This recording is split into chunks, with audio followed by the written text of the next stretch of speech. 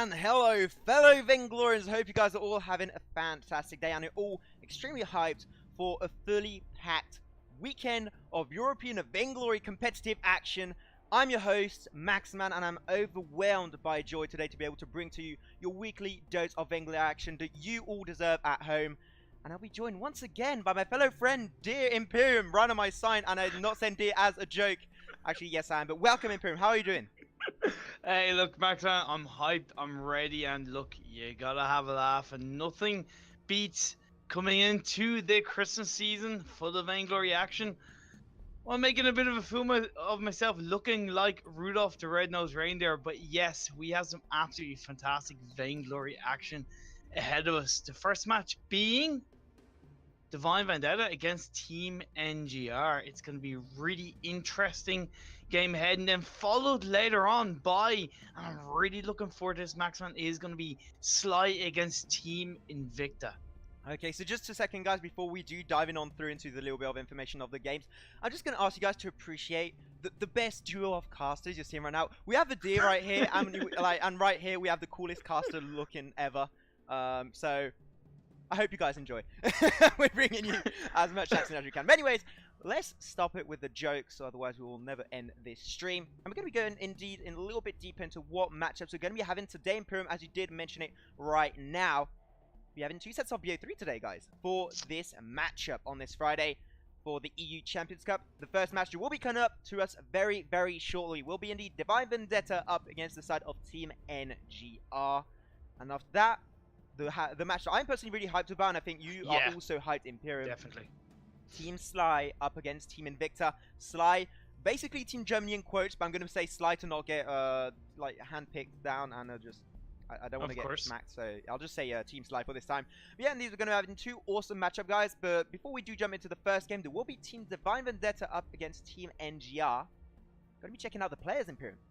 So for the players, we have an awesome lot. Do you want to talk about it, or should I just like say all the names because I got them all here? So, say all the names there, buddy. Okay, I'll go for it. So Divine Vendetta have their team composed of X-Dragon, Disowned, Agony, Nomad Vagabond, Viking, the Joker, and Los All Swaldos. So a lot of really highly skilled players. You guys know a bunch of them. And also Viking, that has recently made his big comeback. He's been streaming. He's been, again, a lot more involved into the game in general. So, and also Viking is going to be playing today for Divine Vendetta. So I cannot wait to see what kind of plays he will be bringing to the table for us today, Imperium. And then for Team NGR, we'll be having Oscuri, Hunter RX, Temptation, Imagination, Evolution, Amorph, and Doom Slayer. Once again, highly skilled roster on their side. I just cannot wait because, like, it's going to be highly intriguing to see how both of these teams are going to play. And I think it's actually pretty evened out. So, we're going to have to see how that's going to work out. Do you have any speculations for this particular matchup here, Imperium, or are we just going to go in blindly? Well, no, like, obviously, we're both somewhat familiar with these players, whether it's in solo queue or from past situations, and obviously the player I want to point out that we need to look out for is Viking, the returning competitive player for Divine Vendetta. Now, Divine Vendetta, looking back on last week, they did lose their game against Sly. Always going to be a tough matchup, but now they have the likes of Viking, who's such a competent, strong mid laner that I think he's going to bring a lot more to the table for his team. But then when you look over at Team NGR, Maxman, they convincingly tore apart Team Invicta last week. Convincingly. And they've got such a strong, tight-knit roster that I'm sure hopefully will have improved from last week's performance. I actually think Team NGR, I want to give them definitely, at least before we get into draft, the team to win in this first series. Okay, so I'm just checking out with the players ready. Well, if everyone is ready, we're going to be jumping right into the draft. Oh, just seeing, because they were trying to see if they were going to put a morph out of the roster and get Imagination in. Imagination is not on their team as of now, but Imagination is like one easily, if not like not in the very high best mid lane players ever in Vainglory 55 in the EU region. So not having Imagination on the side of Team NGR will be a huge loss, especially when you're going to be playing against the Joker, X-Dragon, Viking, Agony, Los Swaldos, all together. What a team, Imperium. And against that team, you need Imagination. But they have Amorph. Amorph, being aside a professional meme star on Vainglory, he's also a decent player and also got a lot of skill that he can bring to the table. So Gonna see how that's gonna work out for the side of Team NGR, but I hope this is gonna be a nice matchup. But once again, we have a player that just left, so please guys join. We got a schedule here. Like, we can't talk for ages. We can do puns if you guys want, but I don't think this is gonna be very entertaining for the viewers for very long. If you want to need some animal feed, you know, on stream and just like, you know, help get prepared for the Santa's run. But anyway, no, also, and let's talk about the Divine Vendetta roster just a little bit more, because like I said last week, they did lose to Team Sly, but their roster is definitely different this week to last week in terms of there's no Disowned. You've got Los Oswaldos in there. You've got Viking in there. It's definitely somewhat of a reshaped roster, so hopefully that will bring along maybe a bit more of a play style that will suit them. Maybe it'll bring along a strategy and a rotation that will really complement how well they work together. And I definitely it's somewhat more of an unknown on the Divine Vendetta roster. And yes, okay, Team NGR without imagination is definitely going to be kind of without that top star, but they all performed so well as a 5-man team last week that I still think they're gonna shine a strong light in the series. Okay, now we are just jumping into the drafts of game number 1 of this BO3. Team NGR up against the side of Divine Vendetta. Cannot wait to see how this match is going to be unfolding for both of these teams, as we do start with an Arden ban from DVI. Yeah, it's kind of pretty normal. No anchor ban though. This is Arden's not unsurprisingly. Anyway. It is 3.8 is Arden all over. One Punch Man, that is Arden. I was just gonna say I'm expecting a Finn ban coming out from DVI. Gonna be an anchor ban. It gives over Yates, but it will leave Lorelei and even Silvernail. However, it does seem that this draft is going by pretty damn quickly, Maxman. I like that these players are somewhat confident of what they're looking to ban and pick going into this first game. It is a best of 3 series, but the first 2 picks coming out from Team NGR, I'm liking with the Lorelei and Reza.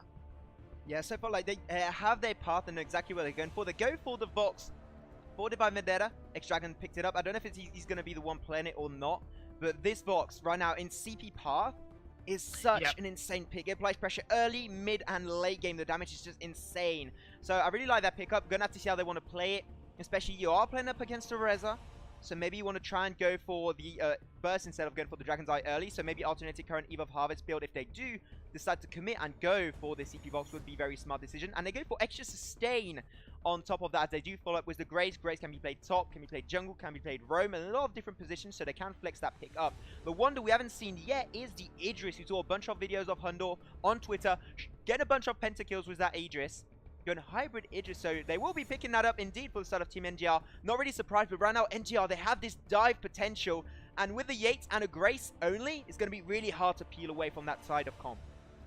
Yeah, I do like the connect that's coming out from DVI as their 4th pick. Is going to be able to kite back quite nicely. Plus, even especially in the late game, she's able to carry herself so strongly, and then they're going to have the Vox kiting back with that AoE CP damage. Yeah, I definitely don't agree with the Maline. Maybe somebody like Lance initially, but they've gone for the Maline. Looking at the NGR's comp, Idris, Reza, Lorelei, man, that is such a really strong combination to go in on a dive, to engage hard on the backline, to go past the likes of the Grace and Yates and shut down the Vox and the Kinetic. Who has to be the absolute prime targets for sure, Maxman. 2 comps very similar, but I'm gonna have to give it over to NGR. But Imperium, I'm gonna have to come back on what we just said there. Okay, sure, the side of NGR, I'm saying it nicely, okay? We're being civilized here. NGR has got a really nice comp, as you did say. Like, their late game scaling potential is absolutely insane. Celeste, Reza, Idris, Lorelei, Lyra also not like nearly on par as the 4 other characters, but like they are definitely some of the higher tier players and picks in 3.8. So I really do enjoy their late game and mid game potential. But looking at the side of Divine Vendetta, they have this Yates, they have this Grace, they have this Maline. Their early game potential is huge. So right now what I'm expecting from Divine Vendetta is going for early team aggression. Getting a bunch of kills, getting jungle invades up their sleeve. And after that jungle wave, just keep rolling up, getting that goal lead, increasing the gap as much as you can. If they don't do that, DVI, in my eyes, will be losing this game, unless they do, like, big mistakes coming out from the, Team NGR. But they just have such a huge early game potential. Only with Yates and Malene, I wanted to go for team fights as early on as possible and just get fed early game. Totally agree, but at the end of the day, when you look at the Team DVI roster as we are into this game with the first rotations, who on the DVI comp is going to be able to really get on the back line of Celeste? Answer me that. Who is? CP Vault. Yeah, it's not gonna, you know, so really, yeah, okay, early game definitely over to the side of DVI, but late game is all over in terms of NGR. That Celeste is going to be stacking up to the hilts with that CP damage. And really, without anybody, like I said, really to get onto Celeste, I definitely think it's going to be going into the favor of NGR. But time will tell. First 1 minute and 20 seconds in this game, the gold is a little bit in the favor of Divine Vendetta, as you would want to expect into this early game. But the mid lane, Vikings under pressure. Ooh. Viking, what are you doing? You just joined back Vainglory a few days ago, and he's already leaving the mid lanes. Unfortunately, getting bullied out at this point. Got to be very cautious, especially against an early game Lorelei and Celeste. When you 1v2, you're going to get pushed out. Core collapse, almost connecting down onto Viking. The CC potential is kind of insane for this early game. We have a sneaky Yates. A loss of Swallow just going to be running his way out of that one. Temptation, he's pretty low. Might want to get out of Crimson Wall. What's his grab ability name? I forgot it. Ah. I don't know. I mean, I'm just a deer. I'm just a deer, man. I don't know anything. But like, no, it's like, and looking at Los Oswaldos, I like what he's trying. Oh yes. Ooh. Oh yes. Feels good, man. Hunter again, very low. One more basic attack would have done the job, but unfortunately, the core collapse followed up by Temptation will be able to save Hunter just a little bit more room. Will be able to slip his way through. But Viking, he did already use his flask a little bit early on. So Mao is going to have to be very cautious, low on energy. So I think he will be back forced into base right now. He's going to get a few items up his sleeve. But checking out real quick a morph on this Idris. He is indeed going for an early CP Idris. He's also got the Book of Eulogies, which makes me think he's going to be going for the fully pledged hybrid Idris play. And go for the Serpent Mask later on in the game. Which actually, Serpent Mask, when you think about it, gives you sustain. You want to talk a little bit about the Serpent Mask, like Idris build up here? Yeah, it's what works great with a hybrid Idris is that you with a infusion late game, you actually unlock your perk on the weapon power path while having the perk on the CP path, so it gives you the sustain as well as the aggressive play of the CP path with those chakrams on the basic attacks. You basically get the best of both worlds, Max Fan. And come late game team fights, you're gonna have Idris, you're gonna have Celeste. Oh man, that damage! What is that damage? Oh my god, last basic attack coming from the Vox. First blood.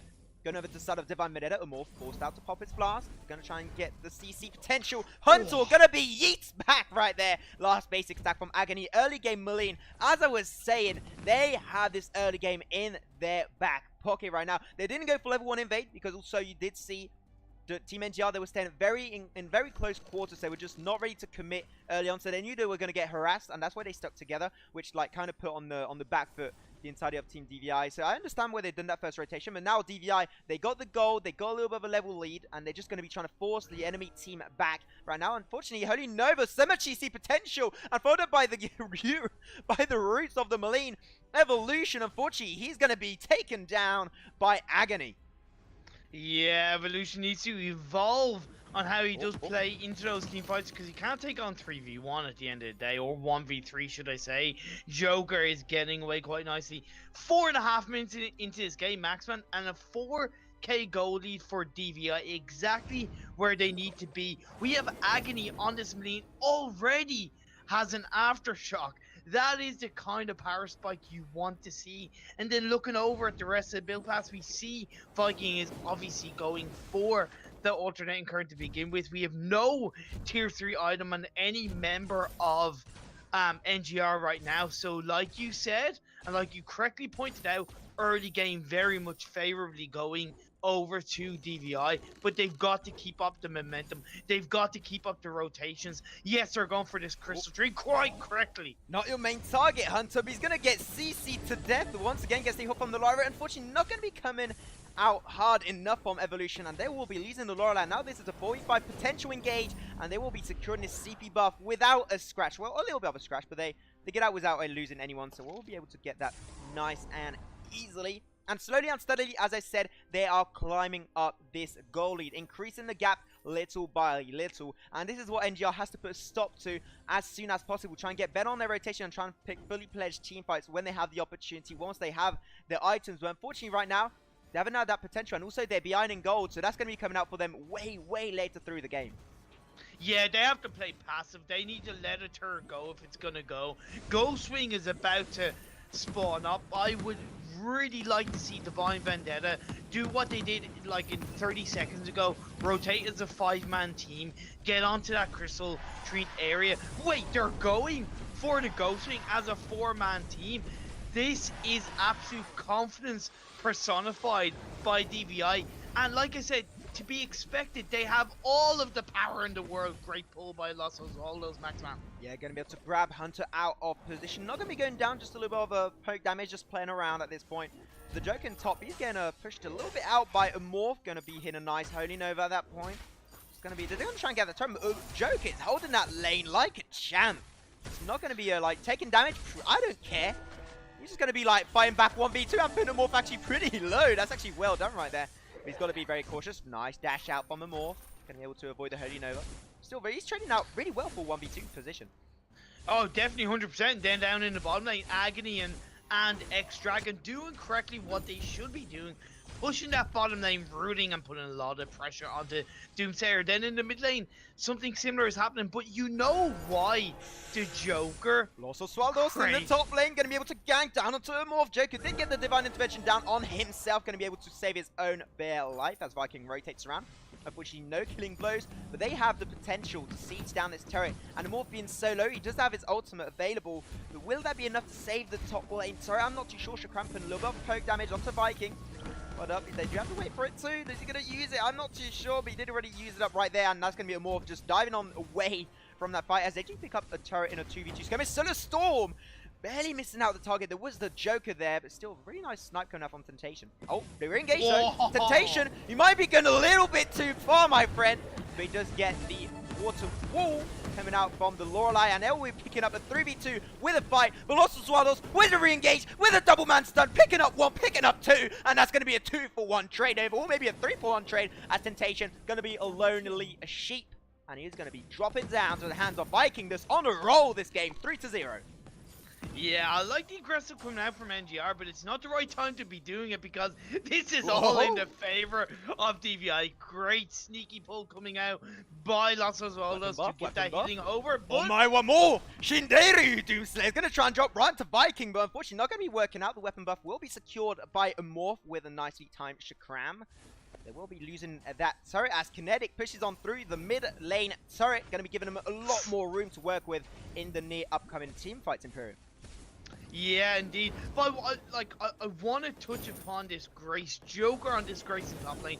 You know why it's been working for him?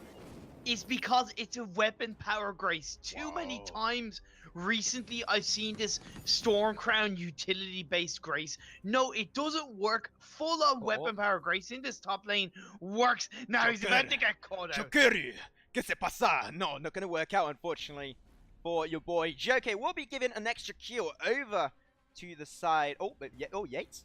Yates? Hello, Yates. How are you doing? He's just going to be jumping on through, trying to save that turret, but unfortunately, his Iron Maiden.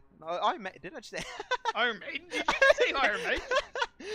He's gonna hold up through. But it's not gonna be working out. Hunter, he does pop the flask. We'll be able to survive just a little bit longer, but then he's just diving on through. Viking doesn't give a damn care about the world.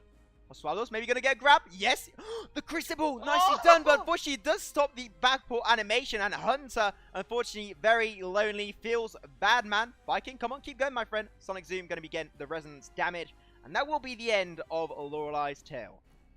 Hello, darkness, My old friend. DVI are 9k goal ahead in the 10-minute mark.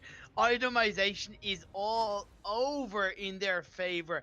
Agony has a Spellfire second item. You see Viking with that alternating current looking to build into most likely what will be a Dragon's Eye. I would like to think so because Mleen has that Spellfire for that Mortal Wound, so if you have the Dragon's Eye, it bounces up, and then X Dragon has the Surface Mass breaking point, so it really applies that late team fight damage. But even then, as the burst is all over in the favor of DVI because there are itemizations ahead.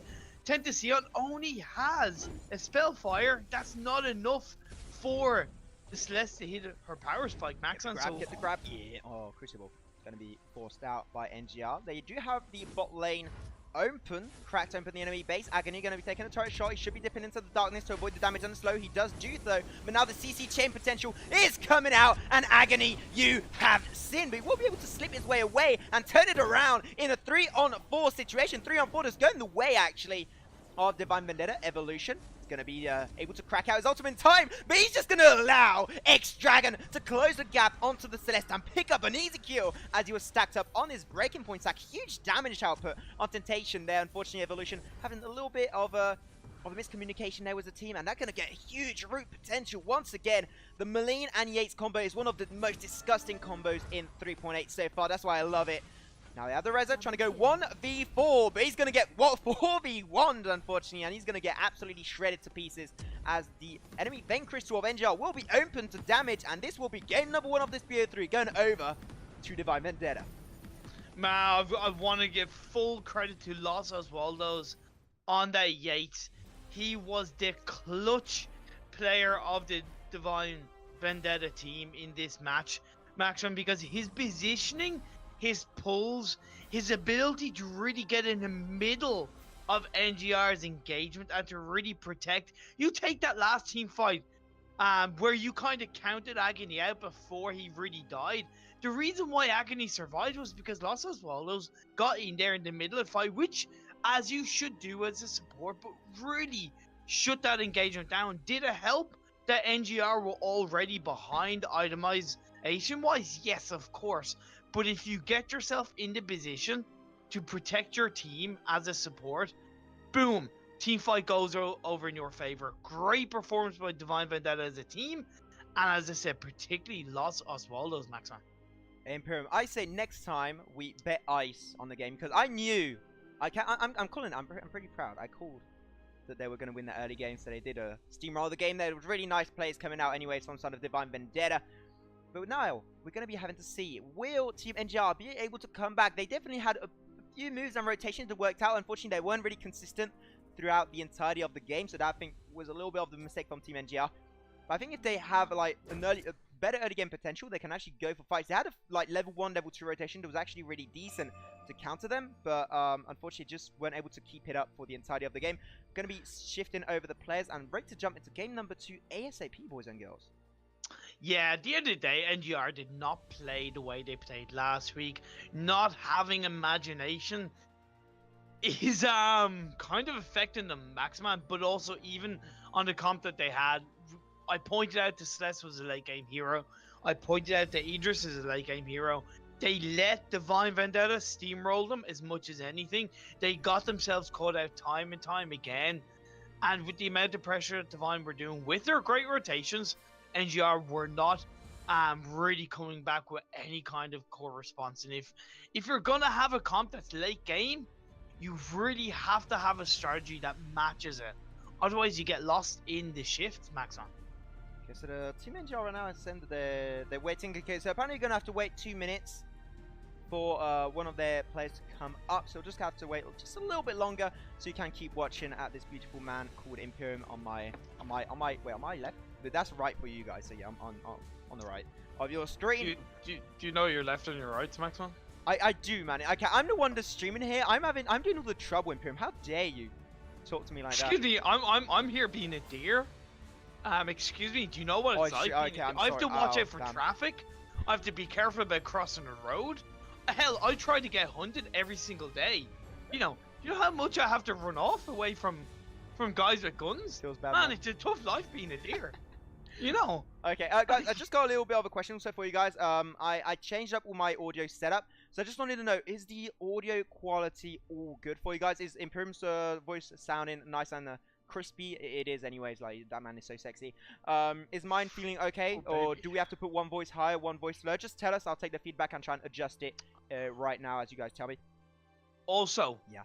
while we are waiting, just to let you guys know, you can put !donate in the chat to receive a free donation code for this weekend to contribute to the prize pool. So please, guys, put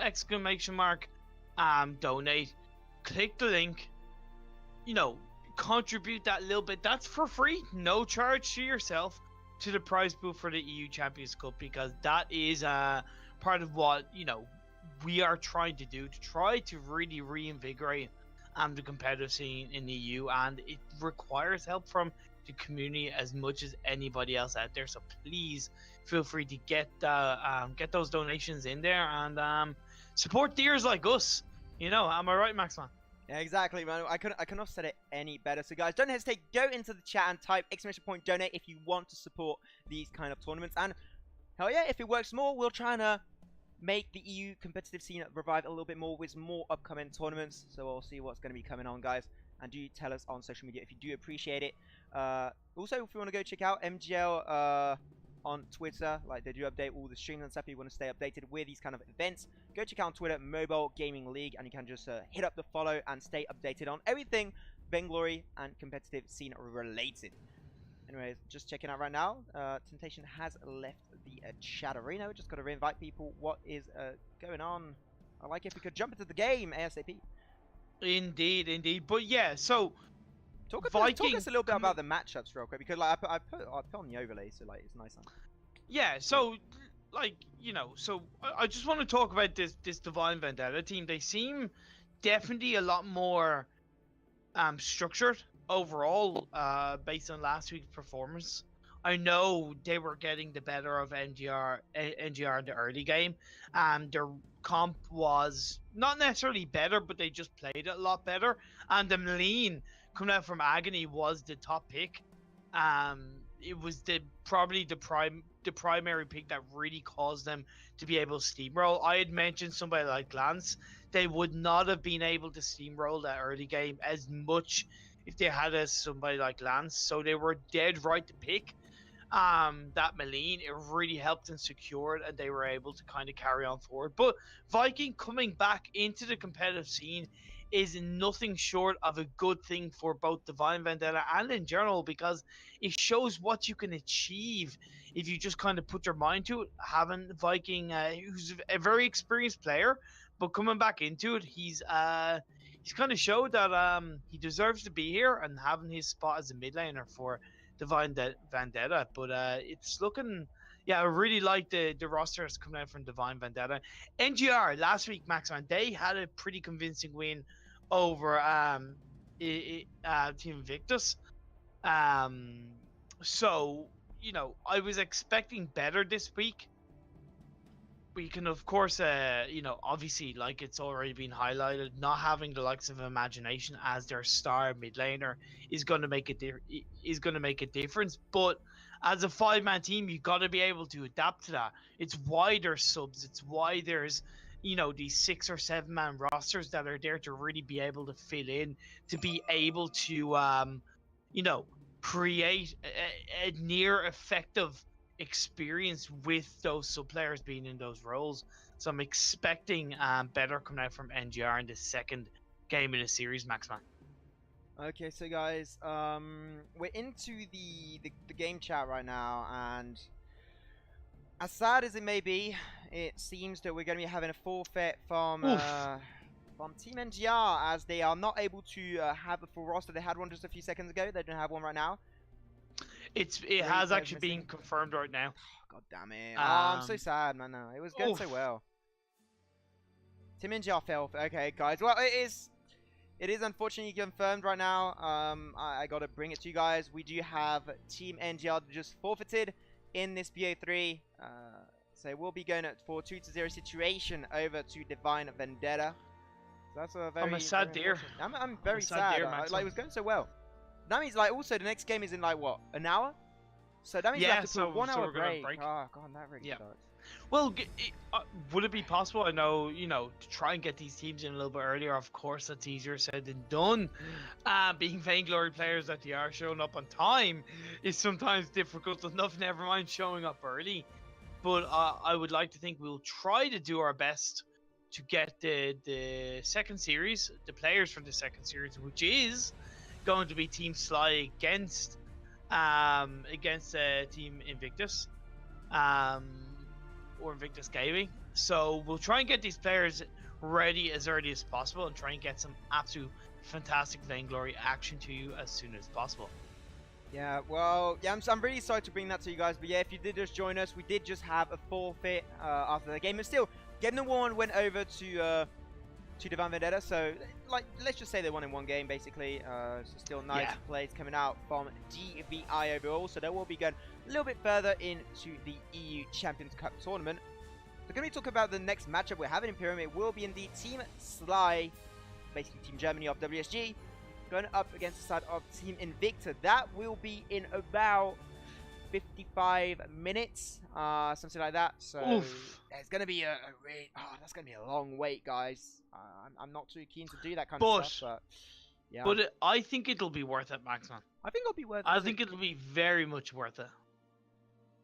Because we got this Sly team, which, like you mentioned, is basically Team Journey from WESG. Now, I know you talked to Hundor from Team Germany and got some fantastic information leading into the WESG Grand Finals tomorrow, and they're not looking to reveal too much today on their strategy and their kind of rotations that they have planned against Team Spain.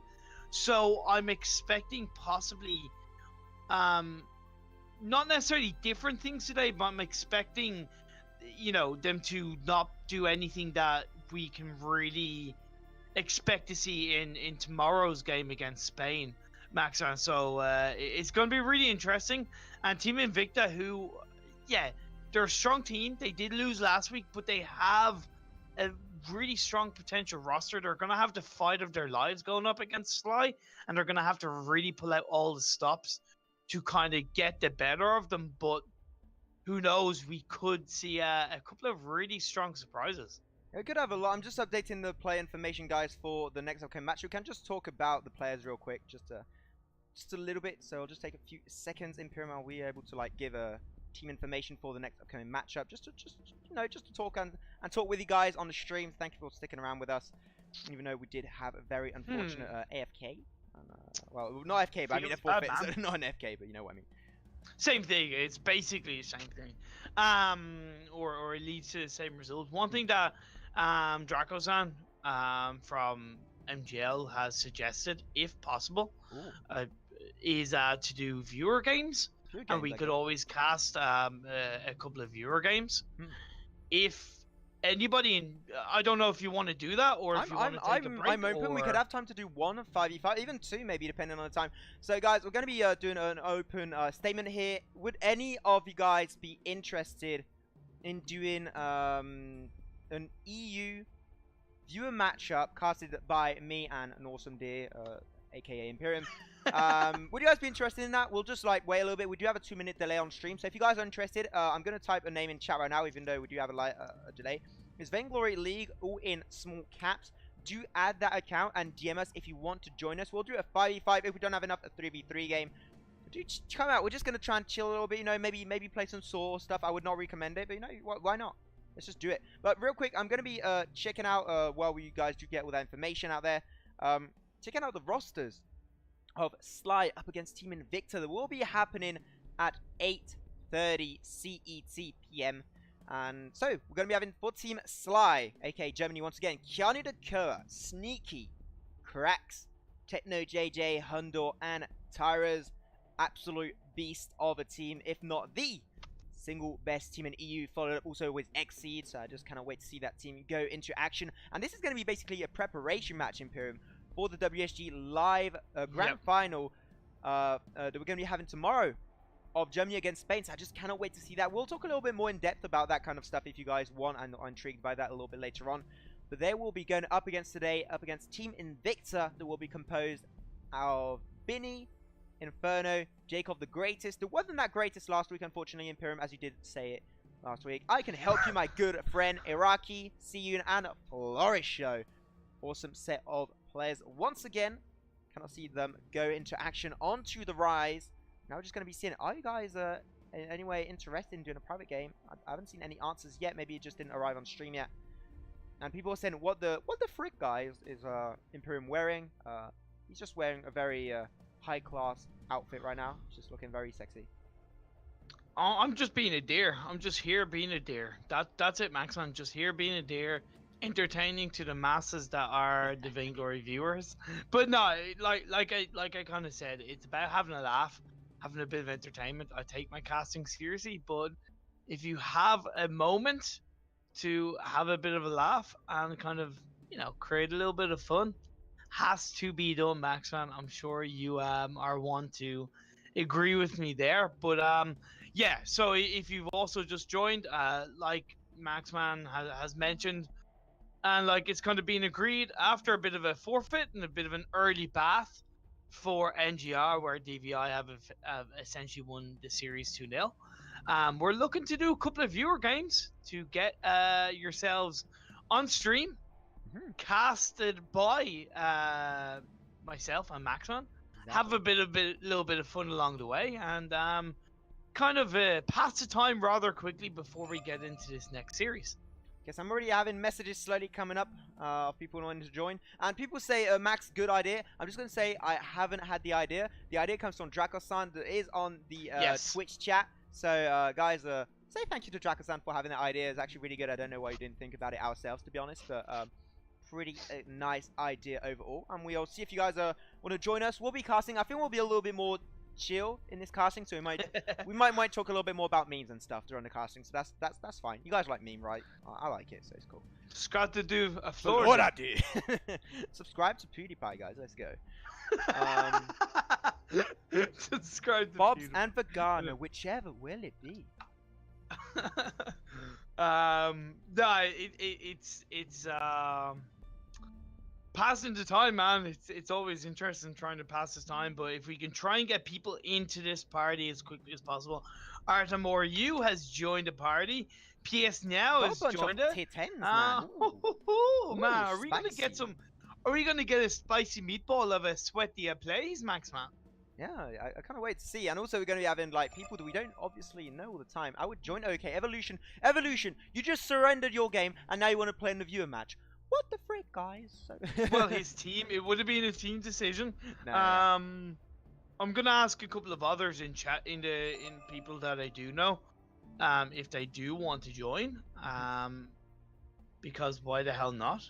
I'm just inviting a bunch of people right now, guys. If you want to join once again, add Vainglory League with no like special caps or anything. Just Vainglory League all stuck together, and we'll just be doing a chill 1 or 2 chill viewer games. I think we might have the time only for 1. Then we'll put a timer because we won't have the time to split to like fit in another fully pledged 5v5 game. So I'll be doing that. Or maybe we could actually do a BR. I don't know. We'll see. Well, no. Maybe we could do 3v3. Want to do 3v3? I think like we're gonna try and like get as many people in the game would be nice. Yeah, but come on, throwback to the olden days, man. Throwback to a year ago, World Championships. Oh, good times, man. Good times. Good times, my dude. Okay, just people to DM me. I got no friend request, guys. Come on, let's go. Let's do this. Oh, yeah. Actually, do you want to do a 3v3? Actually, let's do 3v3. 3v3. I'll just put like split players all around a little bit.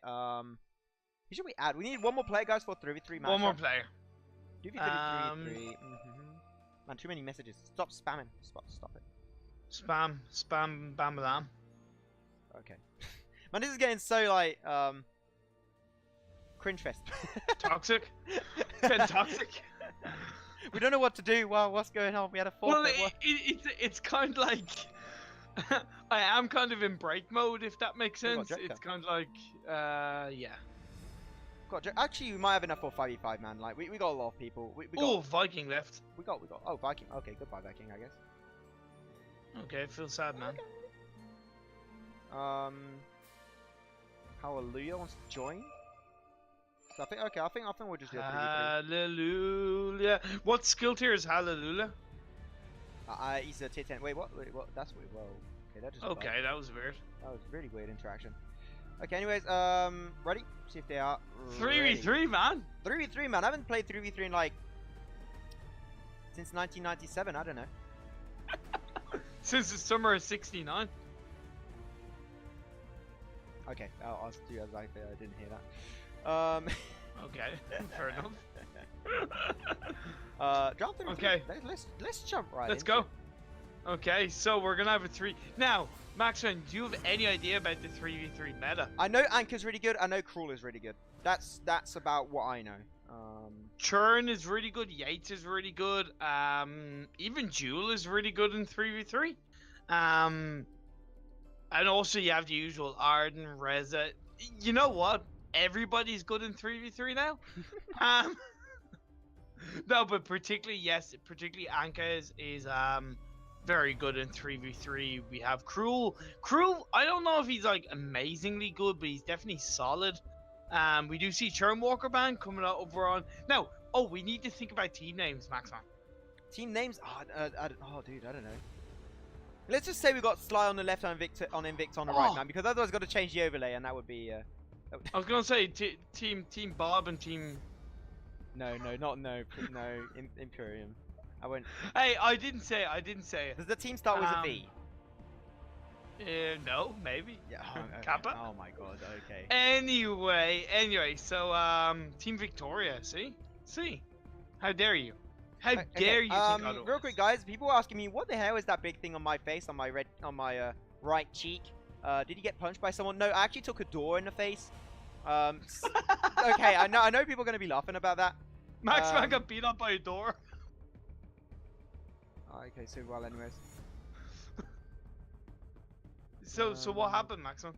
I was trying to go into a door, and the door actually slammed hard in my face, and it just, Oof. Oof. Glad you're okay, dude. I can't. Sylvia's telling me to be nicer to doors, man. Is the door okay? I hate you, Imperium. I don't know why I cast with you, to be honest. So. I love you too, boo. Yeah. Get So, looking at this 3v3 Smexy 3v3 draft, we have seen Churnwalker Band, Anka Band. That is to be expected. First pick Lorelei is definitely interesting, but Idris. About Saw. No, please. Idris and Reza together is so toxic, especially in 3v3 with a Yates open, with an Arden open.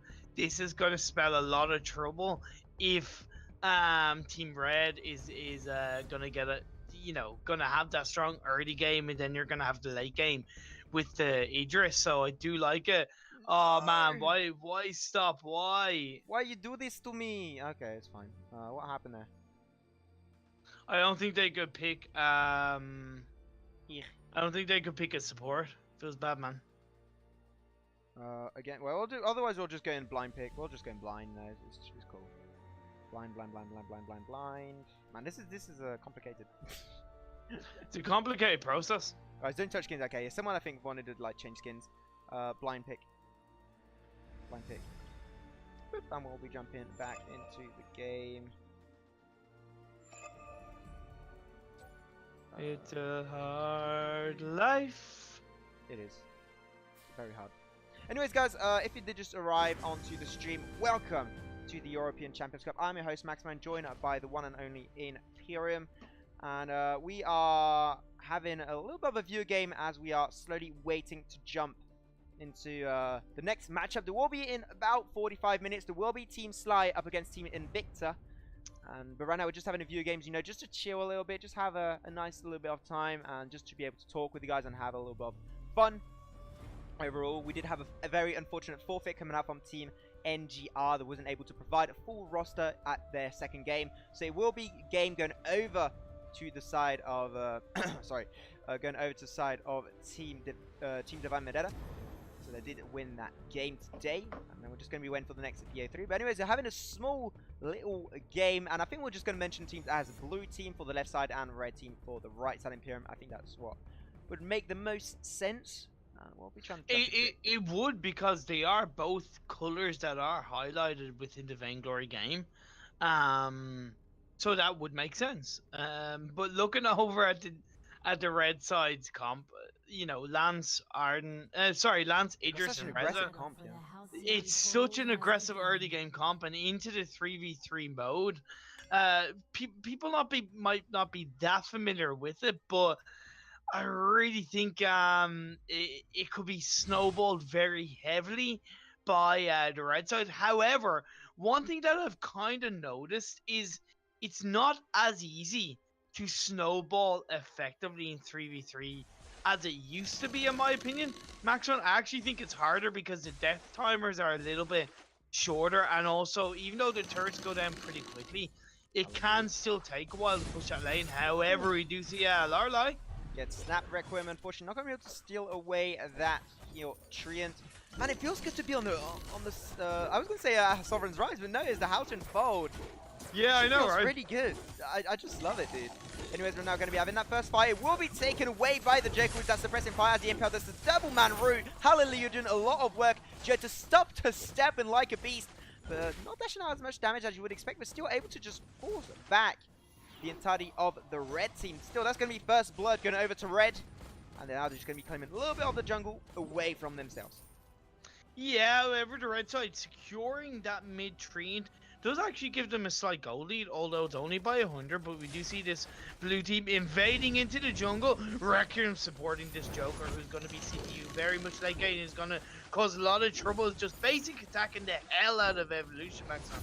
Yeah, now going to try and go for the dive. It's going to be Evolution able to secure that camp right there. Going to try and re-engage, but Hallelujah, unfortunately, going to need a blessing to survive that as he is pretty low. I do not think this is the kind of situation you want to engage, but Impale is available.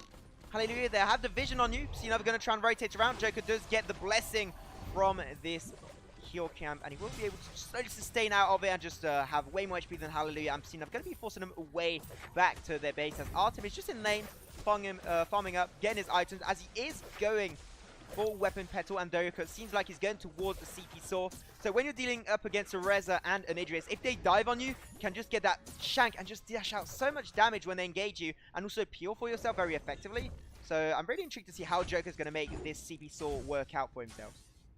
I think especially with the Goldie going over in the favor of this blue team by about 1,000 at this stage of the game, and with Joker having 1,400 gold in less than 3 minutes, Maxman, he's gonna hit his power spikes much earlier. And that's gonna put the red team under a lot of hassle, under a lot of pressure, because you correctly highlight how much damage that kind of shank can do, how effective it can be in getting away. And even if Joker on the sword does die, there's a really strong chance that with that shank he's going to secure a kill at some point during that team fight.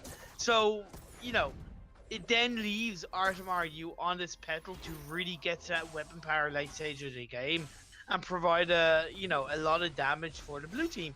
And then, like I said, Lorelei is just going to be able there to water wall, to really fish food and cause a good bit of slowdown and kind of disengagement for the red team. But blue team are looking pretty good, Matson. Yeah, something very interesting too about Lorelei is in 5v5 she's mega impactful, and the map is like 3, if it's not 4 times as big. So when you're on the House and Fold, you got that much more impact because the map is a lot smaller and can like hit almost the entirety of the jungle with your fish food, with your splashdown. So you're just gonna have a lot more impact. But look at the pressure they're applying onto Pacino right now as he just gets taken down by Requiem. They're just able to siege down that turret. They're all ranged, whereas when you look at the comp coming out on the red side, they are all melee except Idris is going for CP, so gonna have to see how it's gonna work out for themselves. And we do have Evolution as a one-man army trying to go for that camp, and he was able to steal away that healing tune for his very self. So still, so far, 4 minutes into the game, and a 2,000 gold lead almost going over to the blue side. So I'm definitely kind of owning this early game. And once Reza gets his Aftershock, once Idris unlocks his Divergence Fast passive, they're going to be a huge force to reckon with. Yeah, also it's double CP, which is interesting. I thought the Idris would be weapon power, could be hybrid. That hybrid Idris could be hybrid. Would be nice. But I would have thought it would be primarily weapon power for that early game kind of balance of weapon power and crystal power between the Reza and the Idris. But going for the crystal power, at least he actually becomes a bit of a, you know, a backline hero that's able to really cause a good chunk of damage. Nice impale. Nice impale going to be followed up. That's going to be also Joker shanking his way out of that. But you see that Shakram coming up on scene of absolute insane amount of damage. It's going to be a force back now. He's going to try and go for his healing trim, but I think Evolution, he knows the rotation. You know when it spawns back up. He's going to try and drive him through. Oh, that Nether Form Detonator. Not going to be connecting onto Joker. The Githing Wall, though, does there connect as the Impale 2 man is just able to CC to the ground. The Joker's getting pinned to smithereens. So, you know, he's able to poke out quite effectively. Evolution, he's pretty low, slowly regenerating up as he gets a one-man stun on Hallelujah. Forcing out his healing flask. And now Artem, he has his bunch of items that he just get one-man impale, but unfortunately, Hallelujah, he's going to be going way too deep with that impale, and he's going to be taken down instantly by the entirety of the blue team. Evolution, he is low.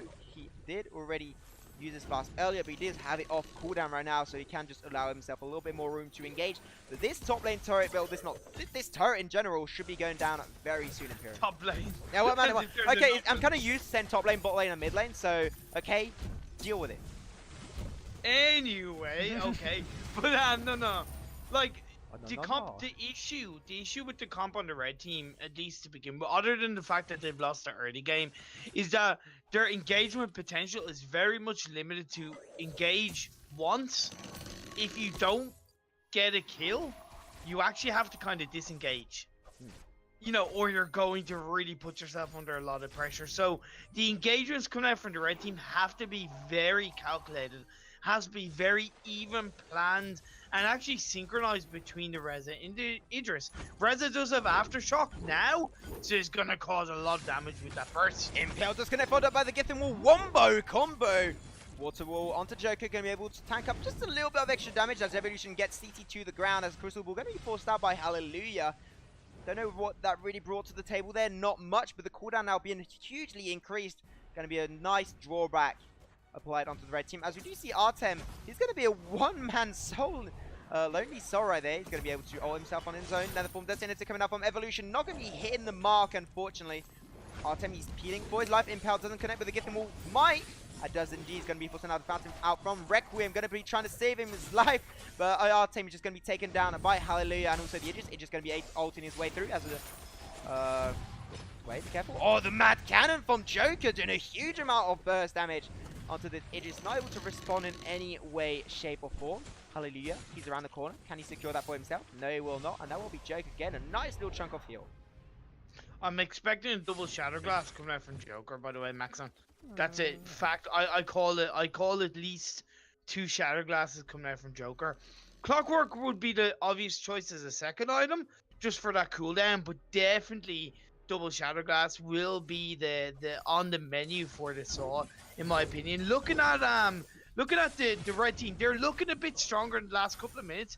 8 minutes in, the goal difference is still about 3 gold in the favor of this blue team that they obtained on their strong early game. But like I said, the red team are looking a little bit stronger, a little bit better, but they've got to shut down Joker as early as possible, as quickly as possible in these team fight engagements, and we could see one happening right now, Maxon. Yeah, and also Evolution on this res, he does have his power spike, he has the Aftershock, so he's going to be able to like just jump on top of the Joker and apply that 1, 2 or even 3 Aftershock procs in a few seconds if he combos his ability well and nicely. We might have a jungle shot fire right now. Joker, he's putting himself a little bit on the front line. Get them all going to be followed up with a 2-man stun down onto Requiem and the Joker. Evolution, and also Cena pretty low right now. Not going to be looking for that fight whatsoever. Suppressing fire coming up from the Joker. Going to be able to also force Cena under try and force him back to his own base. Trying to close the gap onto Hallelujah. Oh, the Shank not going to be connecting, unfortunately, but nice Nether Form Detonator coming up from Evolution. He's forced out of the fight right instantaneously as he joins it. Crucible going to be forced out once again by the Red Sea. Trying to tack up the damage coming out and falling down onto Evolution as Joker, he's just running on through, trying to get 1, even 2 killing blows, but will not be able to find it whatsoever. Do you see how much damage that Mad Cannon shot did to Idris? It chunked him down from full health to below. Sorry, not quite full health, but just took about 1/3 of his damage with 1 shot. That is absolutely disgusting, and this is why they're trying to focus onto the Saw. But the red team, like I said, Maxman, their engagements have to be very calculated. They can't kind of go in individually. They can't go in, you know, kind of testing the waters. They need to go in hard or go home at this stage of the game. 10 minutes in, they're about 4 to 4.5k gold ahead. They're looking pretty good, this blue team, and hitting the kind of 2-item power spike that is Artem. Are you on the Sarblade Tornado Trigger? Those basic attacks are going to be very powerful. GVI, no fear, just fight. They're just going really aggressive on their position in Evolution, though. He's going to be split away from Hallelujah and Sinov, so I do not think Evolution should be looking for any kind of fights. Double man, get them all stunned. Going to be really nice to them. But look at that suppressing fire. Huge chunks of damage raining on through onto Sinov. Trying to close the gap there on Evolution. Impale will be connecting on the Lorelei. Not your main target. Hallelujah! He's just diving really, really deep there. And that's going to be an unfortunate mistake, costing his very own life. Going to now focus down this crystal tree. Going to be dropping out in a fair few seconds. Evolution, be careful there. Going to be missing out the stun. Unfortunately, Mad Cannon doing a nice chunk of damage. Evolution forcing out his block there. Not going to be able to sustain out of that skirmish. But now, looking at the side of the blue team. Pretty low on energy. Might have to get out of this next opponent fight, because otherwise I don't think they'll be able to sustain their abilities throughout an entire fight. So I think they're just going to backport, which they are doing right now, giving just a little bit more room to the red side to be able to maybe come back in this game and just get a little bit more farm, as the jungle is respawning for their side. Yeah, and I'm kind of surprised the blue team didn't go for the gold mine, because they're ahead on items, they're ahead really overall in these team fights, and even if they didn't cleanly secure Ghostwing, see, oh my god, 5v5 all over the place. If they didn't cleanly secure the gold mine, they would have actually initiated a team fight, which they most likely would have won. But they played it safe. They're now restarted. They have a lot more power on their side with those items. Oh no! Home Alone, he's going to get absolutely shredded to pieces. That's going to be a Ripperino in chat for Psino. Press F in chat indeed. He's just gonna get like, what can you do against that? They have the range potential. Get anywhere close and CC'd, you're gonna get shredded to pieces once again. Hallelujah gonna be forcing out his healing flask, and Joker, like, just one-man army. He's just keeping Hallelujah and Evolution away on his pair self. Now, nice, get them all followed up there by Hallelujah, but unfortunately, will it be enough to get himself out of the grasp of Artem? Apparently, that will be the case for now. Suppressing fire, doing a little bit of chip damage onto Psino. Just keeping him at range. Joker pretty low on energy and also HP, as he does go once again for a shank, just to get himself back into position. Joker will be, I know, will be taken away by Artem, getting that nice healing buff for himself. Be careful. Evolution also low on energy. Man, energy management in 3v3 seems like a really complicated task to take care of. Hey man, but then again, Hallelujah. no, I said, oh my god. Amen, brother. But no, it kind of is. But then again, when you look at like kind of when you look at the Soul, when you look at Joker, he's only got one energy battery. He's gone straight for a Broken Myth. Second, especially in 3v3, like, item. all you do is team fight again and again and again, because the map is being so small. You're always forced into True. fights, so you're always going to be out of energy if you just like don't back up for a really long amount of time. But right now, they are full with their energy, as Tino Sinov is going to be unfortunately split on his own, and that's one big problem on the red team, and he's just not going to be able to ult his way around of that one. Evolution going to be forced back pretty heavily, very, very low, and that's going to be Artem applying a lot of pressure. Look at that stutter step in. Look at that damage. The insanity is present. Artem securing a little bit of heal there, going to be able to get his energy and HP back up, but they're just getting forced up so badly, and the power spikes were already picked up for the red team, so I don't know if they're going to be able to come back in this game in any effective way, Imperium. I think the game is a little bit dead and buried for them. Their AK go behind. Itemization is not in their favor.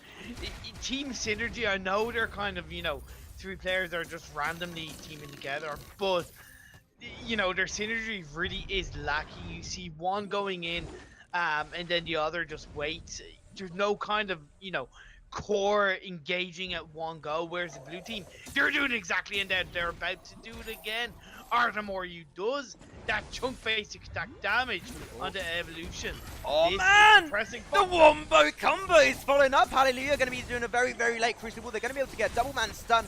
Razo, he knows his focus. He's trying to go right onto this saw. He gets the fountain. He gets the flask. And that's going to be Joker coming up on top in that 1v1 skirmish, picking up the Reza. So almost 1k damage right there. Zenov unfortunately doesn't have his second lane turret available anymore, and that will be a quick lead taken down ace from the blue side. They will be good. Now for the choke point turret, they're going to be trying to crack open the enemy base, and they'll do that in just a few seconds. You just can't stop it. CP Sword just shredding on through the squishy targets of the blue team, of the red team, sorry. Okay. Kraken has been... Oh, wait, I want to see. Show me Kraken. Show me. Show me. Oh, I missed you so much, Kraken. I know, bro. Oh my god. Can you get a zoom in on the Kraken? Can you get Oh, I'm on it, man. I'm on the Kraken right now. Are you on it like a Carbona? Why'd I cast Regime Pick? Why'd I even bother? I don't know, dude. I don't know. But no, Kraken has been unleashed 15.5 minutes into this game. They're going to be going on a suppressing fire, going for the Eve of Harvest third item makes complete sense. Not necessarily for the sustain, but just for the cooldown, and you're able to kind of really just keep, you know, engage hard on that team fight, and then you have double. He's got the shank, he's got the secure potential, and that will be indeed secured away. Kraken for the blue team. Kraken unleashed. I've missed that message. Zenov, Hallelujah, going to be running away. Reza, though, he's going for the enemy jungle. Going to try and secure as much as he's kept Zenov. Oh, the basic attack followed him for so long. He's going to be forced to go back into the base at Fountain, also just barely saving his life. Kraken slowly marching his way through. I'm going to be... I don't care about the game, guys. I'm just caring about Kraken right now, so I'm going to be zooming slowly on this Kraken. Look how beautiful it is.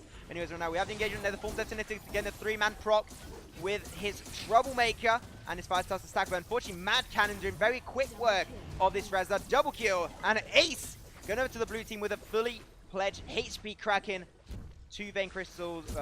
Turret should be going down in just a few seconds. 1 down. Second should be followed up very soon. And this will be the viewer game in BO3 in a 3v3 going over to the blue side, composed of Joker, Artemru, and Requiem. We wish you Merry Christmas and a happy goddamn New Year, because that was a really convincing performance coming out from that blue team. CP Soul being the clutch player for the blue side, Joker being absolutely on point. The red side, they had on paper, their comp was disgusting, but in practice, those 3 players failed to live up to the comp that they had. Double CP was not what they should have gone for. It should have even the weapon power Reza would have been better than double CP. Maxman didn't work out. They got shut down. They got slaughtered like a sad deer, to be honest. Not to go dark. I know, right? I know. Stop it. But anyway, that was a great fun little private game to be able to cast out. And also, it's great to see 3v3 back in the mix in some way, shape, or form. Yeah, it was really enjoyable. You know, I like that a lot. Thank you guys for checking it out. We had 200 viewers. We have 200 viewers right now looking at our viewer game of 3v3. I do really appreciate every single one of you being on the stream with us today. Imperium, before we do go for a short break, because Imperium's got to do deer stuff and I got to do human stuff, so we got to go take care of all stuff like that. But anyways, we're going to be going up real quick of what happened today during the stream. We did have a first set of BO3 that was... Sorry, there was the Divine Vendetta up against Team NGR. Divine Vendetta won very consistently... wait. I can't say that word. Wait, I forget the word. How do you say it? Like... I don't know. I wasn't decisively, very decisively. That's what I was saying. I was like mixing up 2 words. I don't know. That's really weird. But they won that first game very decisively, Divine Vendetta. Unfortunately, after that, Team NGR wasn't able to provide a fully pledged roster, and they did have to forfeit that game. So it is, anyway, a 2-0 situation for DVI for the first game. And one game that's going to be coming up in about 20 minutes will be very anticipated match of Sly up against Team Invicta. Sly, basically also renowned in WSG as Team Germany. That's going to be having one of the most important matches Imperium in 2019 for their team. I just cannot wait to cast out. We'll talk a little bit about that in depth. We're just going to be going into a short break arena, guys. So once again, thank you so much for just spending a little bit of time with us. We'll be back in about 20 minutes to bring you once again the Vainglory action you all at home deserve. I was Maxman, joined once again by my fellow dear Imperium, and we'll be back in just 20 minutes. See you guys in a bit.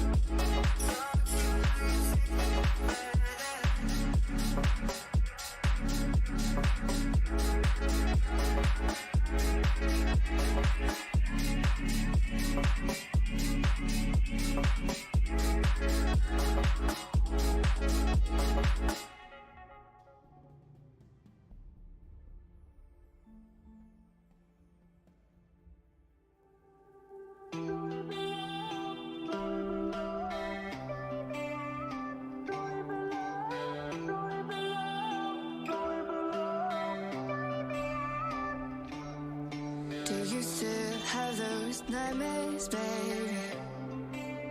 Where you see me, you still tell yourself you hate me.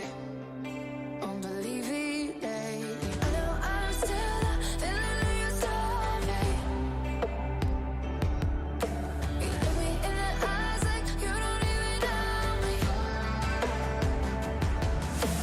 Did it kill you? Did it kill you? But I was there too, I was there too. You look me in the eyes like you don't even know me. You don't even know me. You don't even know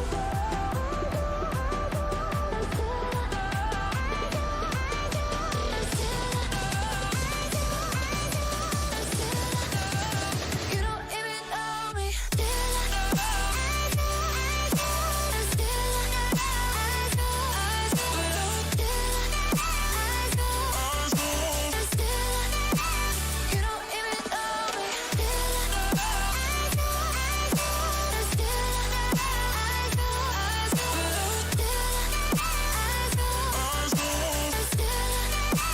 You don't even know me.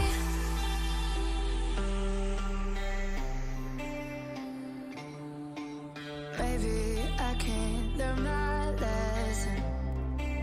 The same intentions, I can't find that same connection. Do you remember? I know I'm still the villain of your story. You look me in the eyes like you don't even know me. Did it kill you? Did it kill you? But I was there too, I was there too. You look me in the eyes like you don't even know me. You don't even know me. You don't even know.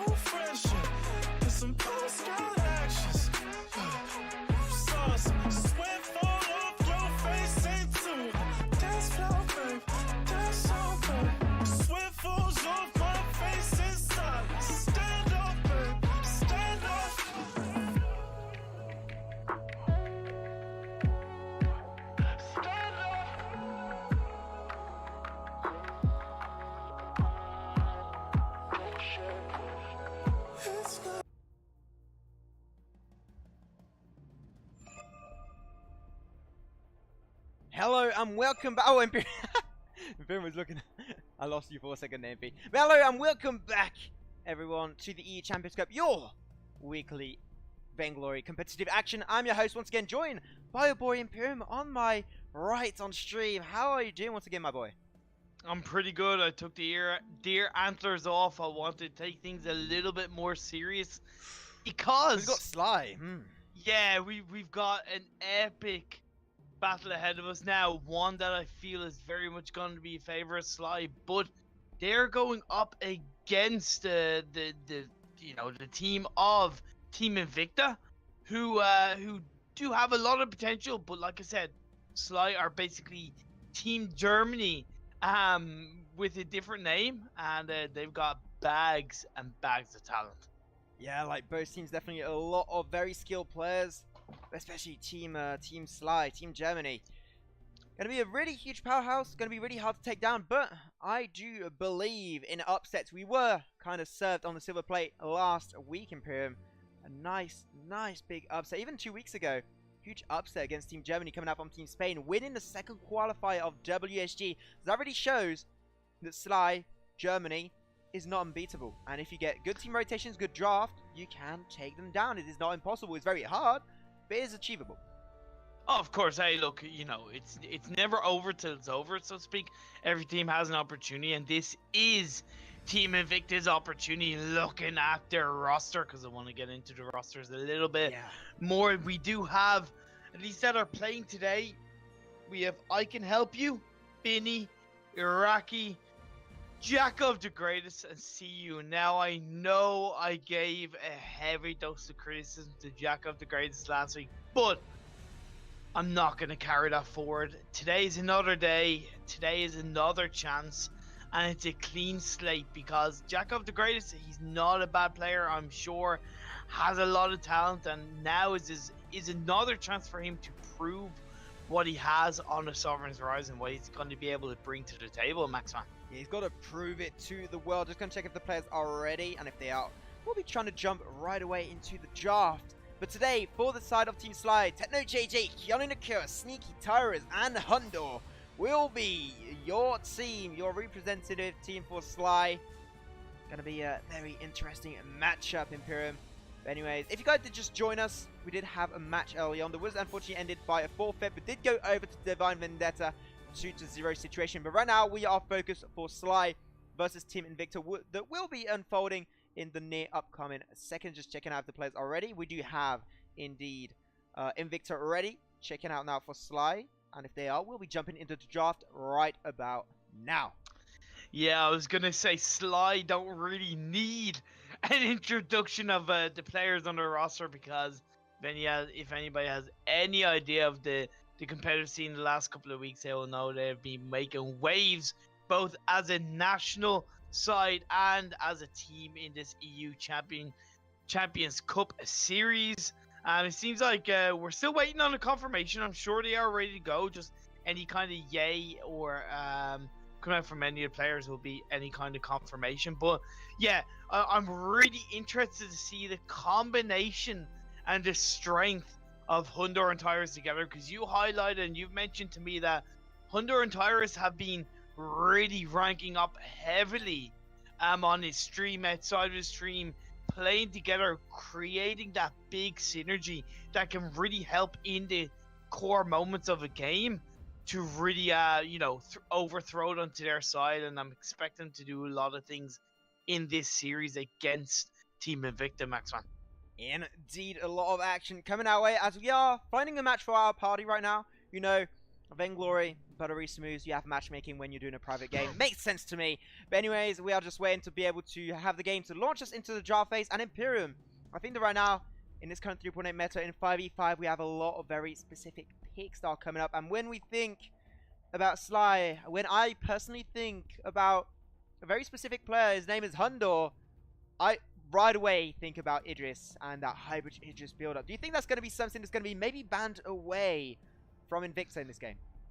Well, yeah, for sure. But then again, as we have talked ourselves outside of this, and it's kind of been briefly mentioned, Sly, being that they are basically Team Germany, they will not want to give too much away ahead of their game against Spain tomorrow, Maxman. So I'm not necessarily expecting Hundor to want to play Idris today. I'm not expecting him to want to reveal too much about what he can do. I know he's been playing it on stream, but it's always completely different. So Team Invicta, yes, they might ban it, but I don't expect Team Slide to really heavily prioritize it.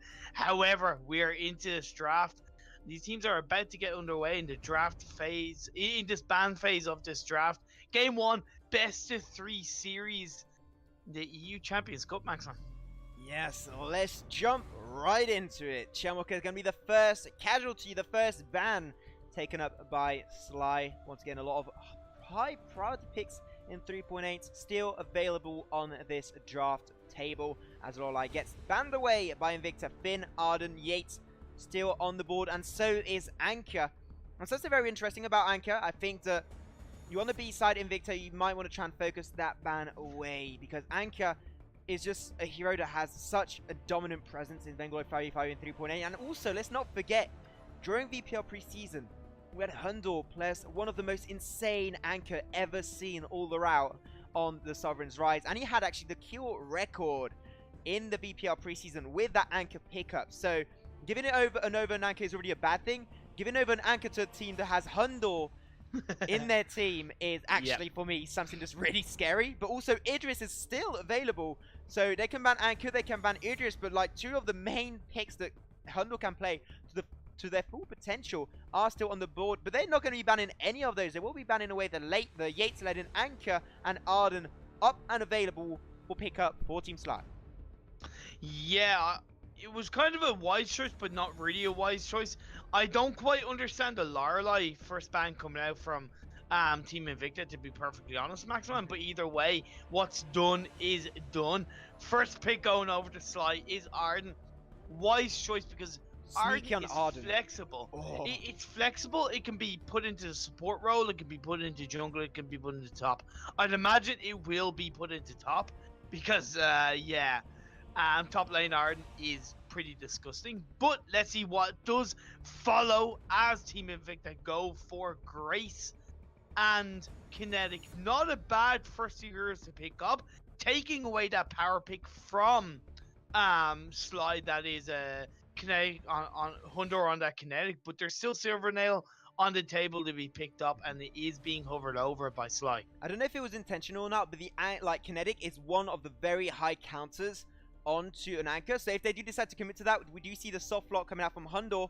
If they do go for that, they're going to have kind of a hard time dealing with this Kinetic. She has a really hard counter when you hit the late game potential. Yeah. But it will be the Anchor picked up. I guess it will be played by Hundor. This is not 100% confirmed. I think also the Arden will be played up by Sneaky. If it is played up by Sneaky, I don't think he'll be going for Weapon Arden. He'll probably going for the CP Aftershock / Utility Arden pickup. They're going to have to see. They do go for the Batiste. That has an incredible amount of CC. So far, a lot of CC coming out from both teams, especially the Silvernail coming out to Sly, going to be giving them so much peeling potential, and also just like zoning in every single team fight. I really do like the draft coming out from Sly, but I'm not going to lie, so far the draft on Team Invicta is definitely really solid, and especially against this Anchor pickup.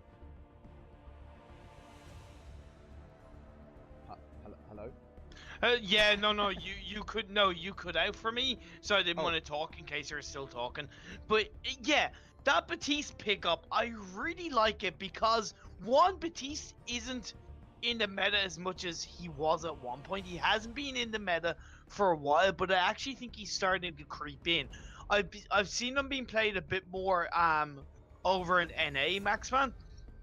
He is very effective. He does have a good team-wide CC with that Fearsome Shade, and then he's able to lock down a single target like the Anchor or even the Silvernail with his Ordained. So I really like the pickup that's come out from Invicta.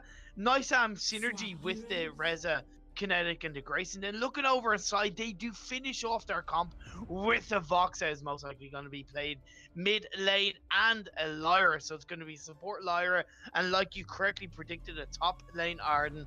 Last pick is Malene on Jack of the Greatest.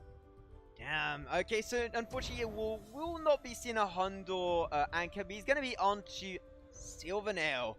Easily one of the top 2 bot laners right now with Kinetic. Sylvanel, Kinetic together are just absolutely insane pickups if you're able to get them on their side. But right now we have both. We have Kinetic, Team Sly, and Victor. They have Iraqi on the Kinetic. Which one will be thriving throughout this match, Imperium? I want to check it out, but like real quick, like with these 2 drafts over, not talking about the teams, not talking about the players, just purely draft focus. Which team do you think is going to be able to take the lead throughout this game, Imperium? Early game, 100% over the Team Invicta because they've got Maleen and they've got Reza. So the first kind of 7-8 minutes, I definitely think is in their favor, especially if they rotate quite nicely in that mid lane. But if they're waiting for the Reza tower spike, that's a wait for level 2, basically, I think. Yeah, but that's why I said the first like 6 to 10 minutes. But afterwards, if Sly are given a chance to hit their power spikes and get into that late game, you cannot deny what they're going to be able to achieve. But I'm definitely, like I said, I really want to see how this Batiste is going to make an impact in the Sovereign Rise in this game against Sly, Maxman. Okay, so we are now on to the Rise, 40 seconds in, and already a little bit of a early aggression rotation coming up from the side of Team Invicta. Binny, I can help you, and Jacob the Great is going right for that crystal buff, going for the invade. Something that we're not going to be seeing coming out from Team Sly. They're just going to play very passive, and I think they know, like as you mentioned earlier, they have the Maleen. They're just not ready to commit and look for the fight. The CP buff is going to be stolen with a Dance of Blaze from Tyrus. Early game damage isn't that great, but man, he was stealing that like a champ. Yeah, would have been great going up to Team Invicta if they had to secure that. But either way, they're looking pretty good. However, Sly are about 400 gold ahead. It's still only a minute and a half less into this game. Binny now rotating up to try and put a little bit of hassle onto Sneaky to join Iraqi to allow him to farm up quite nicely in this game.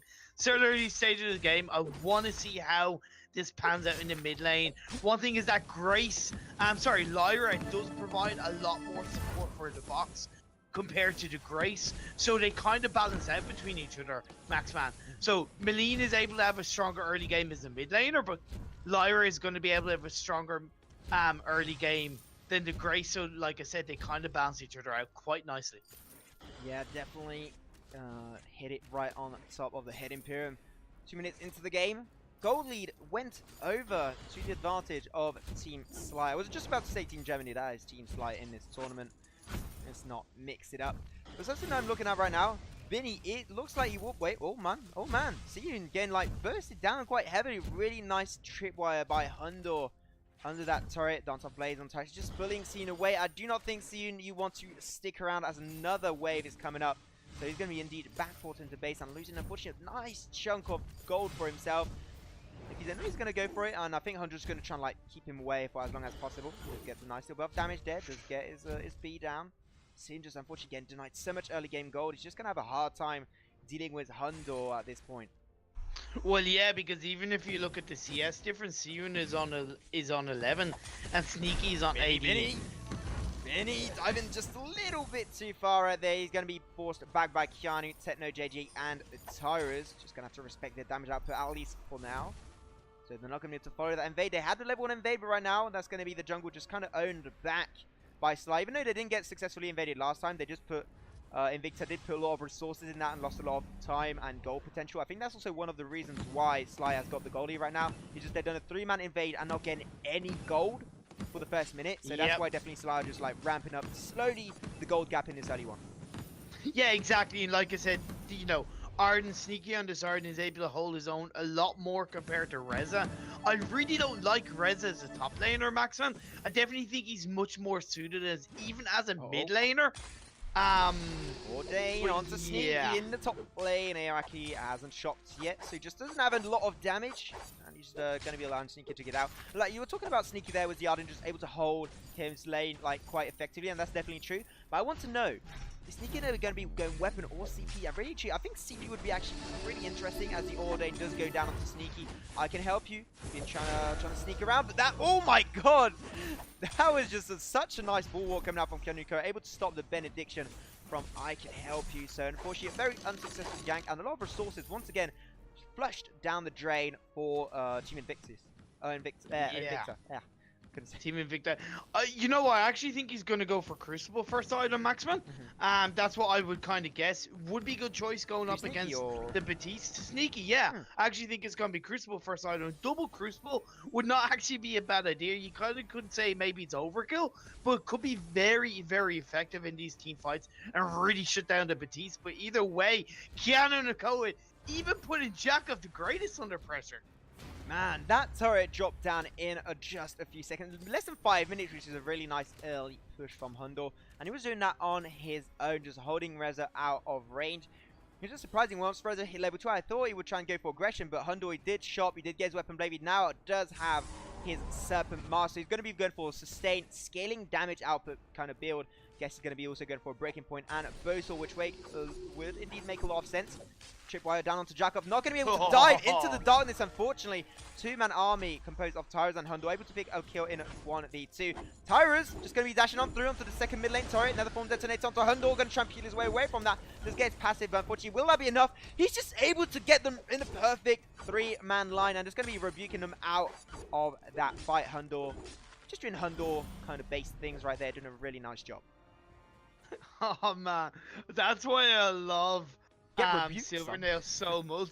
Yeah, because you think you have him, and boom, he pushes you away. Really close play coming out from Pandora. Look at his first item. Ooh. Okay, interesting. When I say interesting, I mean that in terms of I actually don't really know what to make of it, because Capacitor played, it kind of got a nerf when it was first released. As we know, it was very heavily prioritized, and even for a couple of patches afterwards. But it got a bit nerfed, and it wasn't really kind of as meta or really as kind of decisive. But I think it's going to work for Sly because they are a strong five-man team, Max, and that's the only reason why I think it's going to work. Oh, that's going to be a nice flank coming out onto Jacob. Oh, the dance off blaze and the passive proc from Tyrus on this anchor.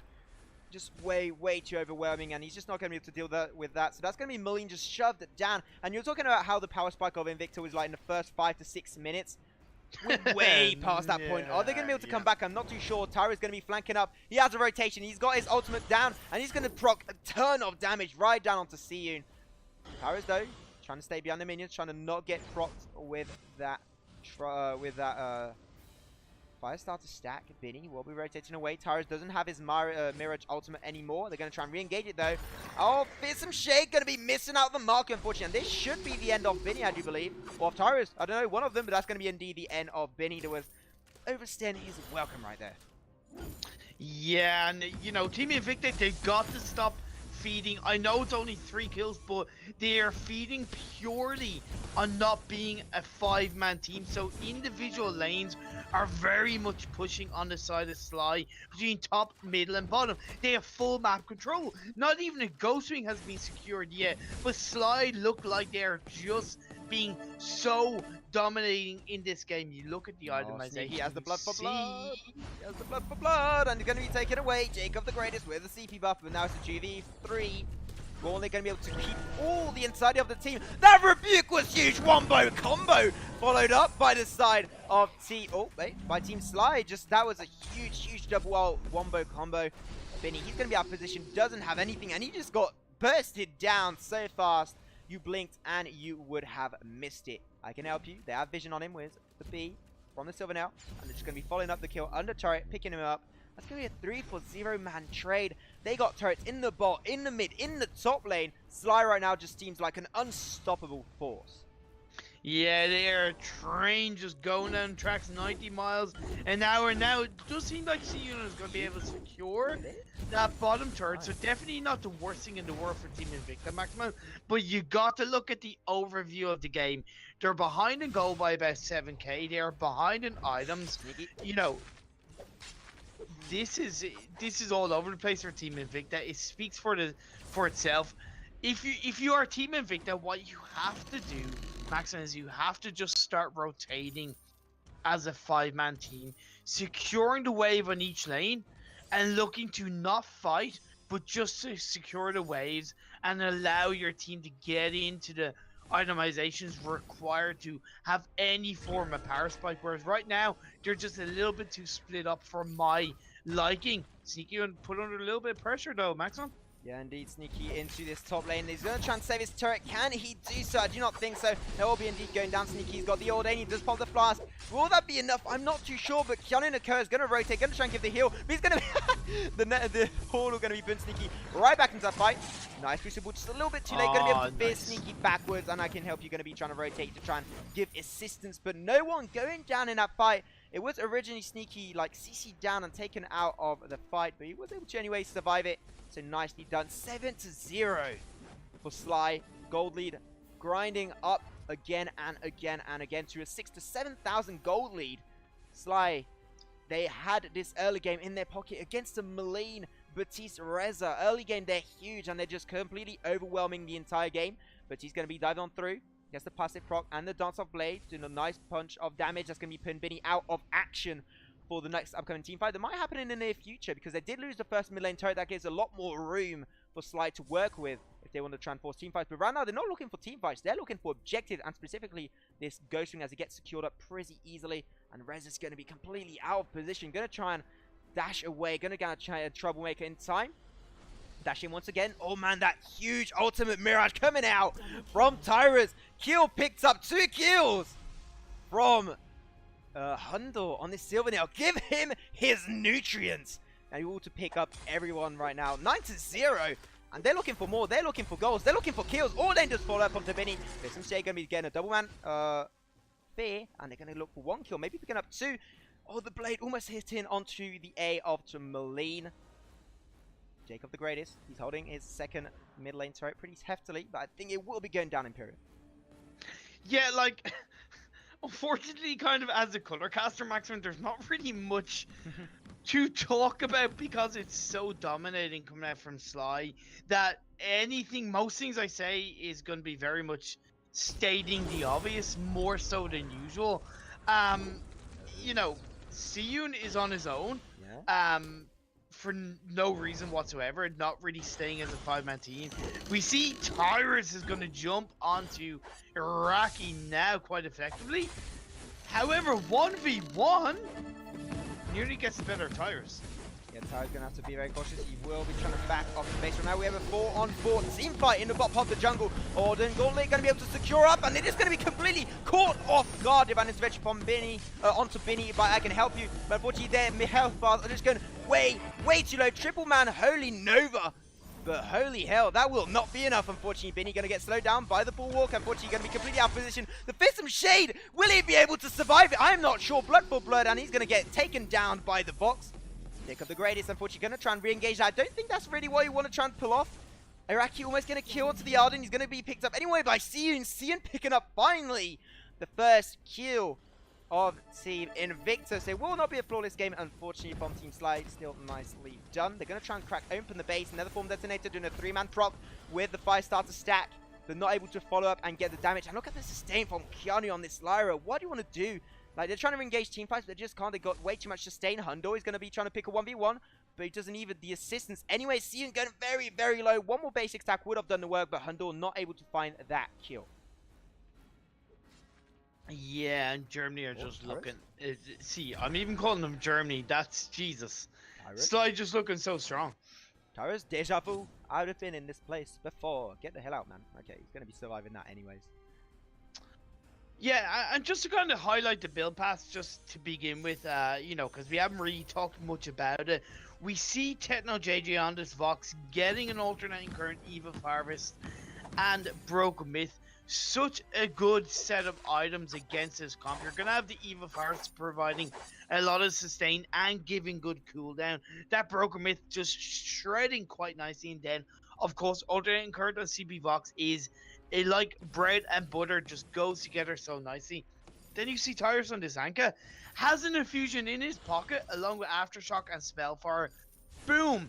Power spikes for days. Max and Sly looking so strong as an overall team. And then Hundor has Serpent's Mask, Breaking Point, and Bonesaw. Very effective items. And Team Invicta are on the back burner once again in this 14-minute mark. And Sly pushing back the fight. 3v4, now 4v4 as Hundor joins the fray. He's jumping on through, just going to pop his boots right away. Not scared, no fear, just fight. He's going to be forcing him back.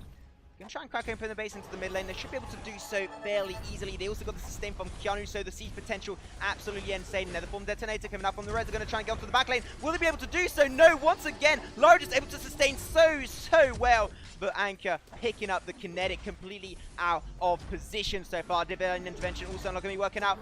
Picking up so many kills, man. Hundor, he's trying to look for the pentakill. He gets the triple kill anyway. He's going to be going over quadra kill into the enemy base. Not Hundor, unfortunately, but that will be going over to Tyros. And this will be game number 1 of this BO3, going over to Team Sly. Yeah, it speaks for itself. I said Team Invicta had a strong early game. They had a slightly strong early game, but like we saw, when you have a Grace support going up against a Lyra support and them supporting each other's mid lane, it kind of does slightly negate the early game that comes out from Malene. But Sly's a 5-man team. They just look so much more composed, so much more structured. Team Invicta, they just looked a little bit weak, to be perfectly honest. Reza top lane, it doesn't work. It just doesn't work. He's optimized as a jungler right now. But you must be the one applying the pressure and the one being... You must be the one pulling the trigger. But unfortunately against the Sylvanel, especially early game Sylvanel, with his passive, with his B, with his pressure on his Aegis, the zoning potential, Sylvanel is a hero that, in my opinion, it's not easy to 1v1 with a Reza top lane, at least in the early game. And when he was able to get kills, get early turrets, get ahead in CS as he had a nice amount of rotations with his team, Reza, he just even couldn't pick any 1v1s against the enemy carry. And when you arrive to that point, you know that Reza is going to become pretty useless into the entire game here, Imperium. Yeah, and plus the fact that Tyros on this anchor, you know, they should know that they should know that Tyros and Hundor are generally speaking going to stick quite nicely together and communicate quite strongly together in the early stages of the game. So if you're going to play a top laner, Maxon, you need to play a top laner that's going to hold that as much as possible for as long as possible. Like Arden, I got the idea. Yeah, like Arden, like, you know, like even Grace, like Catherine, even Finn, for God's sake, would have been, in my opinion, a lot better than Reza into this comp, in this situation, because at the end of the day, it's situational. And Reza in this situation was potato. That's it. So Invicta, if you're going to draft, just draft a little bit cleaner. Taking away the Lorelei wasn't the best choice in their first ban. It should have been Anka. Otherwise, the rest of the draft was kind of okay. They just need to execute it a lot better, Maxon. Yeah, definitely. So we're checking out right now. Is it open? And also, during that draft, Anka was left open, so they went for it. But Idris was also an open pick. So Hundor, if he wanted to, if he felt like it, he could have gone for that Idris. But I wouldn't be surprised to know. We know that Sly, Germany, they have the WSG Grand Final match that's going to be allowed to qualify all Team Germany or Team Spain for the live event in China for the WSG tournament in early 2019. Maybe Spain is doing something really smart here and actually not showing their full potential, so Spain kind of like trying to, you know, of course, like know what they're going to try and pull off in terms of comps instead of like rotations. So I think that might be a really good thing that actually Sly is trying to pull off here, is not giving their cards out and not showing their entire potential in this upcoming match for tomorrow. But anyways, we are back into the draft, Imperium, ready to go for it once again. Yeah, and also at the end of the day, you know, Sly playing at 80% is still going to be 5 times better than most teams playing at 110%. You know what I mean? They ooze synergy, they ooze talent individually, and as a team, when they do get it right, they do get it right. Yes, they lost to Spain, but we both have information as to, you know, to a certain extent, why they lost to Spain in that first series, in the qualifiers. So either way, but in this second draft, you know, the first ban has been Silvernail coming out from Team Invicta. Reactional ban coming out from them, and does kind of make sense. Churn Walker then coming out from Sly, I feel like they're going to have to ban Anka, but I don't think they actually want to ban Anka. I think they want to go up against Anka, Maxon, because you know how you counter a hero? You actually go up against it time and time again, and you allow yourself to find a way to get the better of it. So I think that's good coming out from Team Sly. Yeah, definitely. Right now they did ban away the Finn.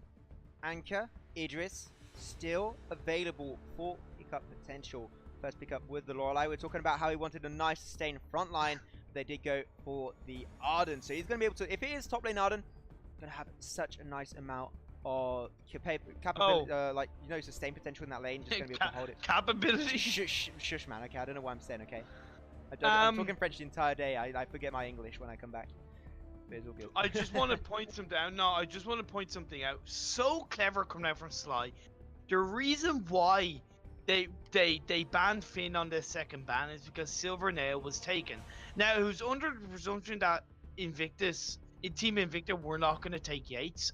So now Sly getting Yates, one of the strongest counters to Yates is Silver Nail. Silver Nail's off the table, it instantly makes Yates stronger. Such a clever move coming out from Sly, Maxon. They went indeed for that. So I like the moves right now. Sly doing really nicely with their draft, but we do have a Kensei, and Kensei early on in 3.8 wasn't that focus of a pickup, but right now I really do enjoy seeing Kensei getting picked up. Really nice hero, a lot of sustain, a lot of scaling potential if you do decide to come in and go for the breaking point and the bone saw, which, to be completely honest and fair, a lot of people do when they do go for the Kensei. You're trying to get that nice scaling damage output. So I do really like that pickup. Right now, they did go for the Varia, so Anchor Varia together. Varia in the mid lane, easily one of the best mid laners right now in Vainglory 5v5. Gonna be really hard to deal with, and especially I saw Sneaky play. I didn't even actually see him. I played against Sneaky on that, and I'm not saying I'm a like really good player. I'm not compared to players like Sneaky, but on that specific pick of Varia, he was absolutely insane. The damage output and the sustain in the early game is just absolutely huge. So gonna like, if it is played by Sneaky, but we do have to know JJ on their side that does main the mid lane, so I don't think he will be the one playing it, but I would definitely like to see that be a thing. As they do go for a Saw last pick, so a little bit of a troll, maybe underestimating the side of Team Invicta. Maybe Imperium. Nah, hey, no, it's Thunder on this weapon power Saw. Like I said, you know, they're trying not to reveal too much against... maybe he's talked to Tia, maybe he's kind of said, you know, I need help on my bottom lane, can you help me with Saw? And Tia's gone, yeah, sure, mate, why not? But either way, I love the draft coming out from Sly, like I said, and like we've mentioned, they're not trying to reveal too much. They're not showing the going up against Spain. They're not showing the Idris. Yes, they've got Anke again, but come on.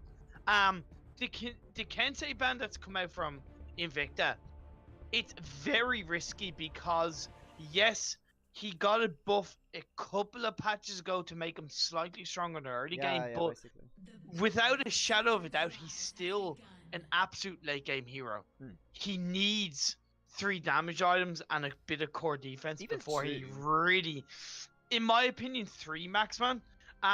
Just from an experience recently where I played with a Kensei, Imperium, your opinion doesn't count. You're Irish, so cool.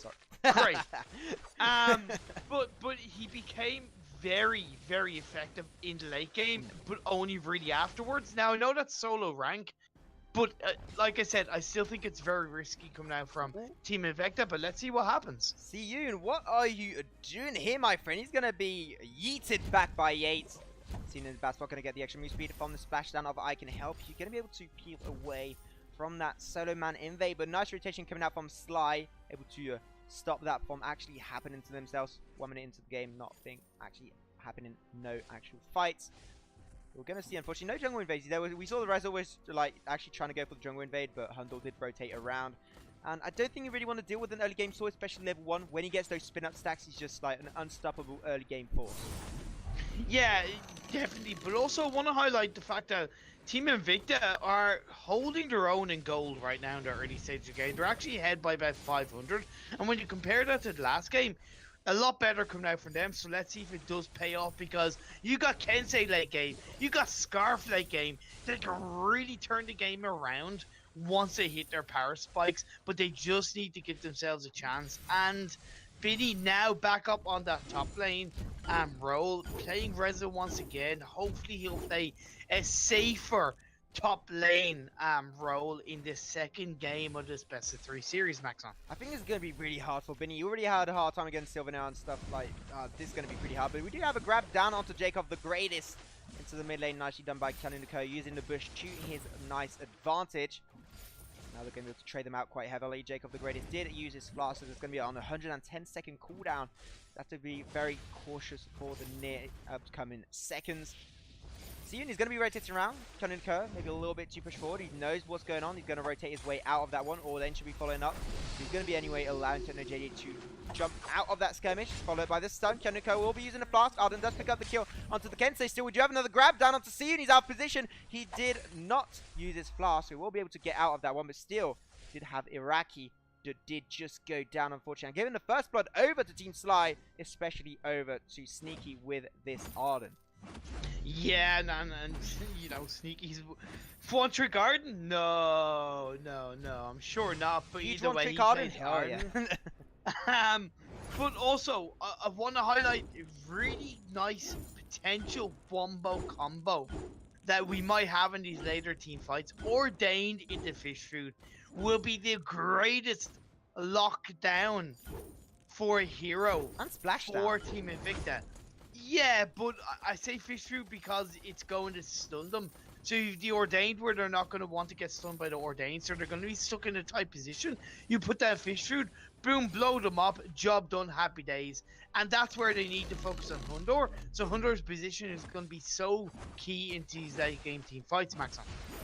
Yeah, they're going to definitely have to pay close attention to that. But right now, we're going to be seeing a double man invade coming out from Tyrus and Sneaky. They were able to get the heal camp. Sneaky doesn't have his blood for blood. Unfortunately, just going to be coming off cooldown just barely after the weapon buff goes down. So now Iraqi and seeming pretty confident. Does hit down the Ordain. Going to be able to cancel down the Vanguard of Sneaky down onto Tyrus. Taunts will be coming out. They're going to try to like force a fire as much as possible. Sneaky, he doesn't have his flask anymore. As he did just pop it out right there, so he's just going to have to be very cautious. But look at that Dance of Blade damage output. We are only just barely 5 minutes into the game. Tyrus is only 3 crystal bits, and the damage is still just huge and overwhelming. It is, and we do see the first turret has gone down up in that top lane, and Varia goes down. Gets the kill on to Seiyun on the base. See you soon, Batiste. As you were on a nice little small death time. Come on, I had to, Maxon. I just had to. But either way, I'll give you a pass on that one. Okay. Yeah, thank you very much. 5 minutes, just under 5 minutes into this game. The goal difference is gone over it into the favor of Sly by about a gold, by a K gold, should I say. Still no tier 3 items on any side yet, so it's still kind of waiting to hit some kind of power spikes. But Sneaky has just picked up Sour Blade, so a different build path coming out from Sneaky on this Arden, but I'm expecting it to be the same powerhouse in this team fight situation because he's going toe to toe against Iraqi in the early stages of this game. Sneaky's been having such a good early game right now. He got the first blood for himself, able to challenge out the enemy bot lane quite heftily and easily. So I'm not really surprised why he's committing to the weapon path here. He's just going to be able to burst down his targets quite heavily. Nice, going to be part of the Ronin, going to get a nice bit of damage down onto Seiyun. But unfortunately, they will not be able to follow up on Akio, as Seiyun is just going to barely make it out, but still, blood for blood, going to be able to seal down the fate of this Batiste. Tyrus diving on through, going to be able to pick up also the Kensei, and that's going to be a very unfortunate 1-for-1 trade. Worth it? I don't know, you guys will have to tell me in chat, but right now, Sneaky, he has his level 6, he has the Gauntlet up and available. It's going to give him a huge gank and flank potential. But Sneaky's going for one-man jungle invade. Spitfire going to be coming on through. It will be taken away by Jacob. He will be going his way away. Will it be enough? Unfortunately, wasted Gauntlet coming out from Sneaky. Not going to be able to make his way out of that invade. Yeah, after pushing that mid lane, that was a great rotation coming out from Jacob the Greatest. Sly just kind of playing a little bit with Yeah, yeet. And he's going to be able to put Jacob out of position. Just a little bit of a chit damage at that point. Seiyun going to try and jump off the... Oh, Tyrus, man, he's going deep. Doesn't have his Mirage ultimate. A little risky, in my opinion, but still he survived, and that's what's important. But we did have a one-on-one fight as Hundor did drop down to Binny on that Reza pickup. Definitely working out a lot more effectively than I thought. We do have a rotation, though. In the top lane, we did have a very nice ult from Kyoniko, going to try and save his turret, and Binny will be forced away. Low on energy, low on HP. I do not think he's looking for the 1v1 fight, for now at least. Going to have a slow rotation towards the bot lane. Trying to get probably a gank onto this Kensei Iraqi. He's trying to fight it, actually. 1v3. I'm not sure if you actually use that pass of the Ronin. Fearsome Shade followed on through, but that will be the Mirage ultimate from Tyrus, picking up 1 kill. Goodbye, Iraqi, and Seiyun. I want to say see you soon, but man, I'm not going to do it because it's already done. It's your joke. Yeah, you put dibs on it, so it's fine. Yep. It's okay, but however, see, okay, so Team Invicta, they have the best chance in this game to get into quite strongly actually. because you see, okay, that's interesting. We saw CP saw in the 3v3. Joker made it work. Let's see if Honor can do the same in this 5v5 match. He, you know, Vinny's been put under pressure in the top lane, but like I say, Scarf has a first tier 3 item of Spellfire. That's gonna really do a lot for him to be able to burst out those Spitfire and Goops. Once he follows up with, I would say, Eve of Harvest as second item, maybe Clockwork, but Eve of Harvest, in my opinion, is something that he should go for. That's when we'll start to see Scarf come on board. But Team Invicta, they've got to play around that, Max, man. You cannot be trying to push the bottom lane against Sneaky on an Arden. It's not going to work. Yeah, Arden picking up the Batisi and unfortunately dropping down once again 0-4 in this 8-minute game. He's just not able to do anything as of now. Vinny trying to look for the engagement of the Troublemaker under Hundor. Able to dash out just a little bit of damage. He does get traded out though, so they were going to be forcing out Sly and Keanu Koa. Hundor going to be jumping away. Tyrus, he's going for the invade right now. Iraqi? Iraqi. I don't know if he's doing it on purpose and like just waiting because he has the vision. If he's trying to steal it. Yeah. Probably. Okay. There's some shade. Not really working out. Okay, Iraqi's AFK. Okay, let's see That's what sad. happens. You could have connection issues. Every player is responsible for their own connections. As we all know at this stage of Vainglory Oh, he's back. scene. Welcome back, and he's Iraqi. back. Guess who's back? Oh. Back again. Yates is jumping on through. Nice team burrow and slow onto the enemy team. I can help you. Gonna try and reposition, but unfortunately caught up by the Gauntlet and the Anchor. 1 kill going over, 2 kills going over, maybe a third. Nice grab. Keanu Koa being absolutely on point with those ultimates, able to save a turret and now pick up and secure a fight for the side of Sly. Man, Yates is such a powerful hero in 3.8. I absolutely love this pickup. And it works so well when you team it together with the likes of Anka, with the likes of Arden, that has a lot of core damage and you're able to hook them in so nicely. Great job coming out from Sly. Did help that Iraqi was slightly AFK for a short period of time, but either way, Iraqi needs to be careful. Yes, go get him. No, that's gonna be a huge upset. And Hundor, he taunts. He said he doesn't like to trash talk, but he definitely taunts in game. Hundor gonna be able to outplay the crap out of Binny right there. And he's going to be dropping down to nicely timed shank. That's very unfortunate, but that is CP Saw. Can turn around fights in just a few seconds. And Hundor just doing really nicely with that CP Saw. That did go Shadow Glass first item. I don't know if he's going to go hybrid. He still has a little bit of weapon. It was for his early game, but is he going to commit to that going hybrid? I'm not sure. I know he likes hybrid Idris, so maybe hybrid Saw is like a new meta thing. Hey, look, you know, in 5v5, this stage of the game, Jacob the Great is getting caught out, Max, man. Yeah, but I'll call out. I don't even have time to move the camera, but he's already dead, unfortunately. Blink, and you will miss it. Techno and Keanu doing a very nice flank into the mid. Unfortunately, Jakov on his really bare own. They're going to have to do anything to respond to that. He did go for the Eve of Harvest, as you were mentioning early on. But I don't think that Eve of Harvest is going to be having that much use, and that's for one specific reason. Tyrus has now the Spellfire. He's going to dive for main targets that are going to be the backline. Targets is going to be, for example, the Scarf here, Jacob the Greatest. And just apply that Mortal Wound is going to be rendering not useless, but almost completely useless the item as we do lose the Batiste into the mid lane. So now Jacob the Greatest, he's got an item that's been like kind of like lost a lot of gold efficiency. You see Tyrus diving right on top of him, applying that Mortal Wound, and you can see just the damage output from an Anchor is just absolutely huge. Tyrus going to use his Mirage ultimate right there. Looking for the fight, another form detonator. Will he pick up the 1v2? He will, Benny. What a beast on this Reza pickup. Dragon's Breast going to be forced out. It's barbecue time for the side of Team Invicta. But unfortunately, not going to be able to find anything. Nice goal again. Double man stun. Yates also going to be ulting his way through. Going to try and turn it around. The block forced out by Jacob the Greatest, but still didn't connect whatsoever. Pretty nice fight coming out. And Team Invicta, Benny doing a nice job in that 1v2. Able to pick up Tyrus on that Anchor. Yeah, it was a great job coming out from Benny, but Team Invicta have got to play around Jakov the Greatest. They've got to play around the Scarf, Max, because yes, you highlight, you know, Eve of Harvest maybe not being the best item.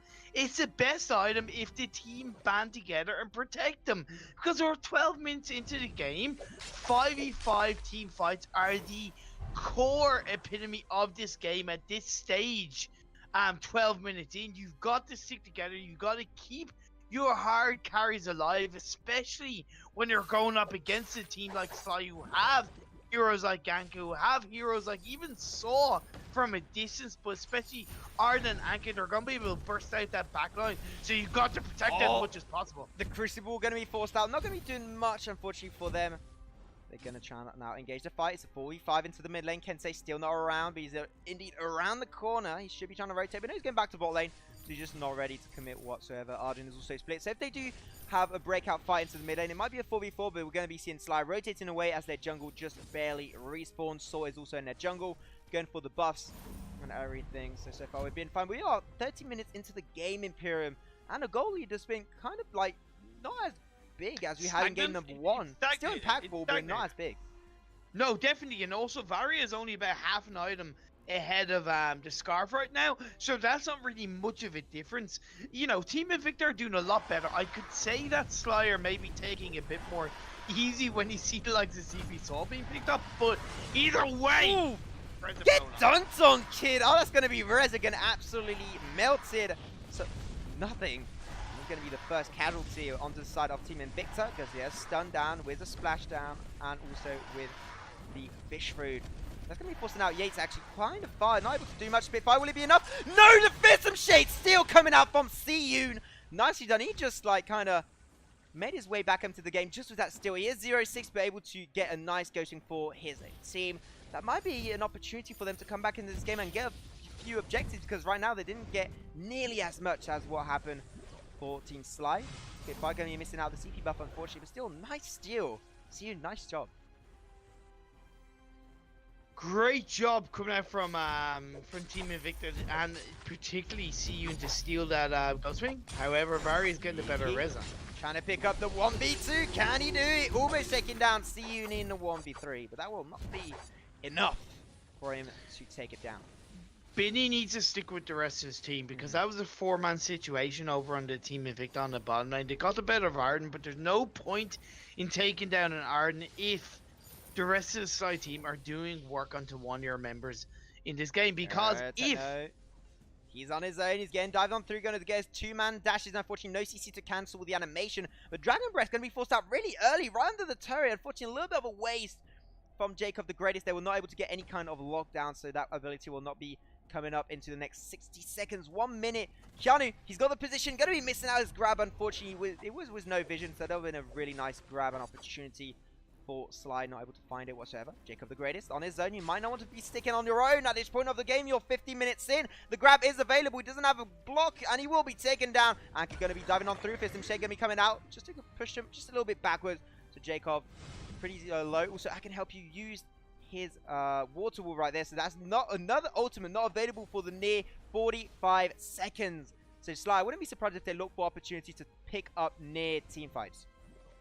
Yeah, it is, and Team Invicta, even though they are 12 kills behind, the goal difference is still only 3k. Tyra's going in hard, up in the top lane. Binny's being chunked out left, right, and center by Hundor and Sneaky, working so well together. Now, no gauntlet yet. It's on the 2-second cooldown. Path of the Ronin, nicely done for Miraki on this. Good old Kensei. Tara's playing around, going to try and juke them out for as long as possible, but that Anvil's Hammer going to do a lot of work there from Techno JJ, trying to pick up the 1v1. Iraqi, can he do it? I do not think so, as Techno JJ is doing a lot of work. He has got the level 11 infusion, but so does Iraqi, so pretty nice and fair fight. With also no defense, but that's still going to be doing nice fight, actually going over to Team Invicta, able to pick up 3 enemies and no casualty whatsoever. But will we see the counter steal earlier coming out from Siyun on the Ghost Ring? Will we have a grab steal from Keanu Nako? If we do get that, that would be absolutely huge, but unfortunately he didn't have any vision, so that will be an easy Blacklaw taken away by Team Invicta, and they will, this is maybe a comeback opportunity. Imperium, I'm not too sure, but maybe. Oh no, 100% comeback opportunity. Keyword power spikes coming out from Iraqi. Coming out from Jacob the Greatest, who has a Dragon's Eye right now. These team fights are elongated. This is insane. Oh, that damage. Oh, it's barbecue time. The Kensei diving on through with the Path of the Ronin. Sly just getting absolutely destroyed and melted down. They can't do anything. 3-man casualties on their side. Sneaky and Hundo on their own. And just this one Black Law and one God team fight went their way. They were able to secure all these objectives for themselves. Huge comeback order going to be followed up. The Gauntlet will be coming out, getting a 3-man stun. I can help you. Going to try and annoy Sneaky. Going to try and avoid him from backport into base. Going to try and give them a little bit more room. But actually, Team Invicta just not ready to commit. And I think that's one kind of a mistake. Because Hunter was the only man standing. And I think they could have actually tried to end the game right there. That will not be the case, unfortunately. Arden's going to be on his own. He's going to be 1v2. Called out by Jacob the Greatest. And I can help you. And we'll be dropping down. So right now, slide it in a dead rotation. So these are opportunities for Team Invicta to get objectives. Get turrets. Get gold. Get buffs and get this coasting if they want to, but unfortunately they're just not committed to a full team, so they will not be able to do so. The man Invicta doing really nicely, but I think Imperium, tell me if you think I'm wrong, but I think they could have ended the game there. No, I actually don't think they could have. I think they were wise to back away. I disagree with you there, Maxon. Of course, we don't know, but I disagree with you because they were wise to stick where they are. They have the power spike, they have the advantage. That gold lead is down is actually in the favor of Team Invicta by over K. That's why they didn't have to, but they got to keep together. They got to stay as a 5-man team without the Scarf, without the Kensei. This is spelling trouble F for... in chat for Siyun as he gets absolutely melted down. Just going to be caught off guard by Keanu Kran. That's what a Yates is made for, picking people off position, picking them off guard, and that's going to be then Tyrus picking up an easy kill on the Kensei. He was just way too out of position. Not going to be able to find a blade down on anyone, so he's not going to turret dive it quite now. But the Ghost Ring is one available opportunity for Sly, as they did get 2 kills for themselves, and they will be indeed changing the focus away, as we have a very sneaky split push, if I may say so, from Sneaky in this top lane, able to take it down pretty easily. He's going to be countered up anyways. Ghost Ring going over their side, going to be able to give to Sneaky a nice little bit of a barrier. They're going to be rotating away. I think they're going to be having one casualty. There will indeed be Sneaky on this Arden. Still Sneaky. Sora Blade, Tornado Trigger, Time Monaco. I don't know what he's going for next, but man, he's got a crap ton of damage available, and he can just burst down characters like Jacob the Greatest in just a split few seconds. Yeah, it's like no defense. Go hard or go home, my friend.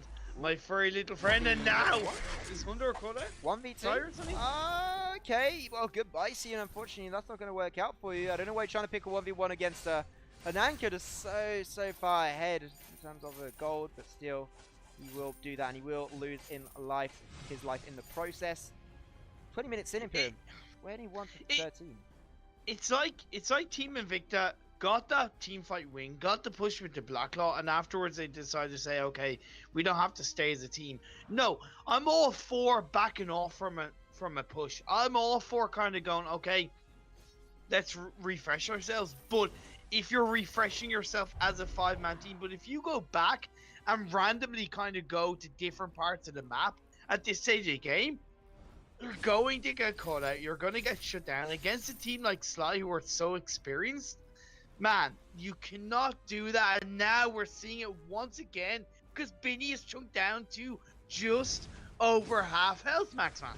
Yeah, Benny has to try and stick together as much as possible. Once again, finding that focus onto Siyun. He's like their main target, but nice. Waterwall able to find a nice big barrier onto Siyun, and they will be able to pick up the Kensei. Unfortunately, just diving way too deep on his own. The counter engage is pretty nice. Benny, with the help of I Can Help You, able to pick up this anchor, but that's going to be a double kill anyway. Going over to this barrier. I thought he was going to try and go for like maybe a counter fight, but there Hundor, Keanu, and Technojet pretty low. Going to be a nice little snap for Jacob if you can get a nice Spitfire comboed up with a wait a minute. What the hell? Wait a minute! I didn't even see that. Sneaky, what are you doing, my friend? What? This is okay. So guys, I will tell you something. You know, a backdoor is well done if even the casters don't see it. I apologize, I didn't see that. I was focused on the team fight and what was going on, but yeah, I think Sneaky here just completely. I think I understand now why he's got his name. He's just like 100%. Man. Oh man. Man, I feel bad for Team Invicta, but I also don't, because when you really look at it, don't. Well, okay. Well, no, because when you really look at it, Maxman, Sly should not have had such an easy walkthrough in that game. Team Invicta, as much as their comp was very much late game, we saw what happened when they hit their late game spike. As a 5-man team, they should have closed out that game as soon as they hit their spikes as a 5-man team.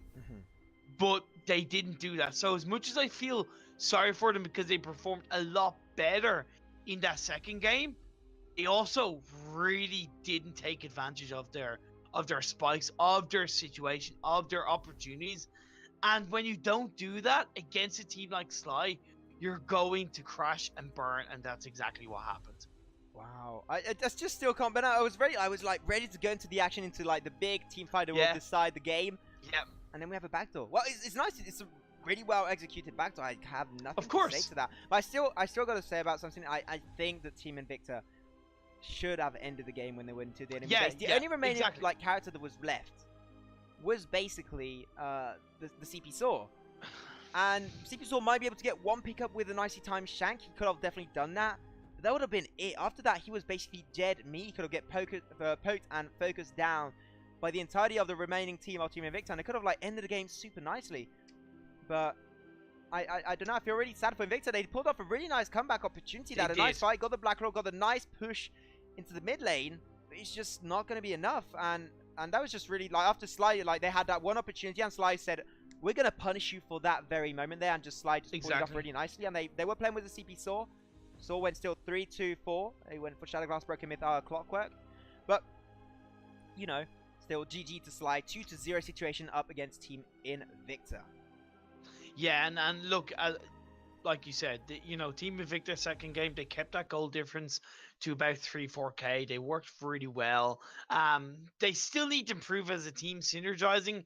Binny needs to kind of rotate down more if he is playing top lane into that mid lane. You've got to understand who your hard carries are, and the hard carries in that game, and who you've got to protect, Maxman. And in that situation, like I said, you were never going to really shut down the Arden in that bottom lane.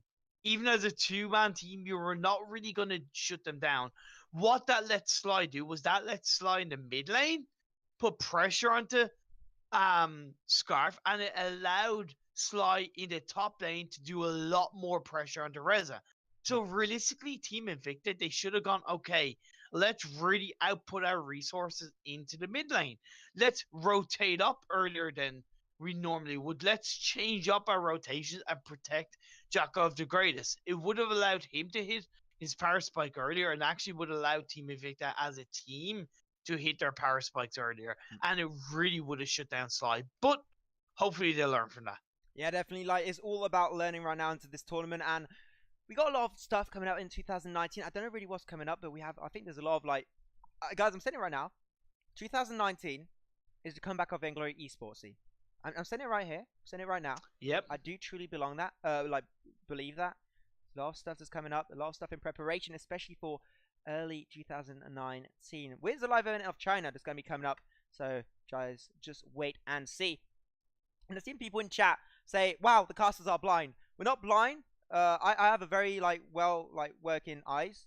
They're really fine. I just didn't see the back door and like Sneaky being called Sneaky. Yeah, of course. I personally didn't see, but I do apologize for that, of course. Sorry, guys. Yeah, of still, course. GG to Team Sly, taking it 2-0 situation. Got to give props still to Team Invicta. They did really nicely. They did over that really match. Well, the second game, they really like they knew what they mistaked, like what the mistakes they made in game number 1, and they just done really well to try and like stop those mistakes from happening again and again and again. Unfortunately, you did have the Batiste getting caught out of position pretty nicely. Keanu Nako being really impactful with that Yates into the late game, which doesn't normally drop off pretty badly. Like Yates late game isn't nearly as impactful, but still allow them to get 4v5 team fight opportunities for themselves. Anyways, guys, if you did join us during the middle of this tournament, I'm going to be going over a quick recap of what happened today. We did have indeed 2 matches. We did have Divine Vendetta up against Team NGR in the first match of the day. Did go over to Divine Vendetta. Divine Vendetta did win the first game. After that, we did have a very unfortunate forfeit from Team NGR that wasn't able to give us a fully pledged roster, so they did have to forfeit and give the second game over to DVI. And then second game that we did just have right now, Sly took it home with a 2-0 situation. That's going to be giving them a nice little edge. Sly so far undefeated in the EU Champions Cup Imperium. And I just cannot wait to see them play once again this next upcoming weekend. Indeed, yes. Indeed, you know, this weekend, this is only the start of the Vainglory action over the weekend, Maxman. Because tomorrow, as we've talked about, it is the grand final of the WESG EU qualifiers. That's it. It's all come up to this moment. Nothing to say. It's just going to be a huge matchup, guys. Yeah. Team Germany against Team Spain. Best of 5 series. The winner goes on to represent EU in the finals in China in early 2019. But then, what do we have coming up on Sunday, Maxon? On Sunday, guys, going to be going over those matchups. So the matches that we did have today, I said DVI versus NGR and Sly versus Team Invicta. DVI and Sly being the 2 winners of today's bracket. Then for Sunday, December the 2nd, 2018, we'll be having 2 sets of BO3s. Let's just hope we don't have any of those end into a forfeit like we did have today. But the first game at 6 PM CET will be Team Exceed, basically Leon team, if you want me to call it like that, up against Potato Petal. So I cannot wait to see that matchup. Potato Petal having really nice matches throughout this tournament so far. And then the second game is going to be at 7:30 PM CET.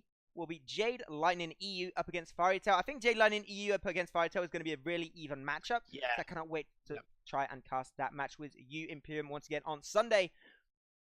As you said, tomorrow, guys, once again, we're just going to do a little bit of advertisement for that. Tomorrow, if you want to see one, if not the single biggest matchup, and like the most important match, I would even say, Imperium, of 2018 definitely. in Vainglory European esport in a competitive scene.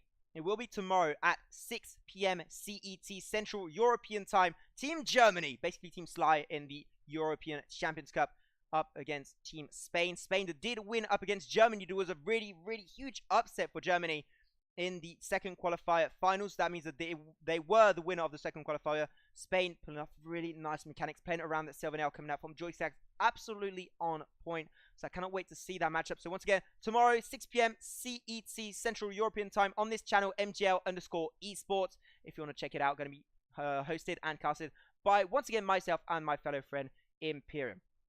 Anyways, we're going to be slowly wrapping things up, boys and girls. Do you have anything to add, Imperium, before we do go? Just one final thing. Currently, right now, I want to give a quick shout out to the Little Old Ladies Koth guild event that's actually going on right now. So if you guys do want to head over and view some more absolutely awesome Vainglory action, that is going on right now. Other than that, I cannot wait for tomorrow, Maxon. Yeah, and also before we do wrap it up, guys, I'm just going to do a little bit of a plug-in. If you want to go check out, if you do enjoy my work and Imperium's work as casters and also as a host, do you know what to say? And go check out on Twitter our little hashtags, little at like links there. You can check it out at Maxman30 and at EVT Imperium over there if you do enjoy it and if you want to keep updated with what we are doing and all our projects. Anyways, once again, I enjoy and had an absolute pleasure casting this tournament for you guys with my fellow friend Imperium. Thank you very much. I was overwhelmed by pleasure to be able to do this with you guys today. Imperium, thank you so much once again for being here with me. Absolute pleasure, my friend. And unfortunately did lose the deer hat at the end of the stream, but it was absolutely insane. Guys, thank you so much for sticking around. Stay awesome, and we'll be seeing all of you guys next time on The Rise.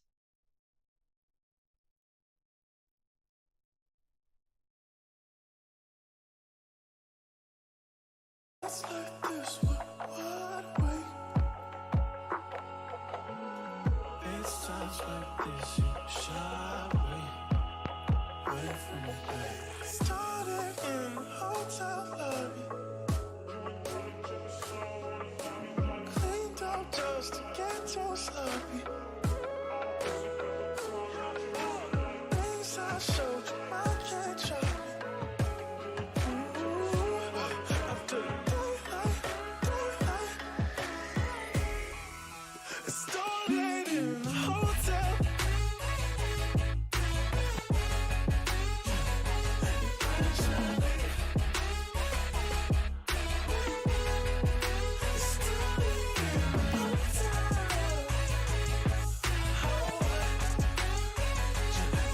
Charlie.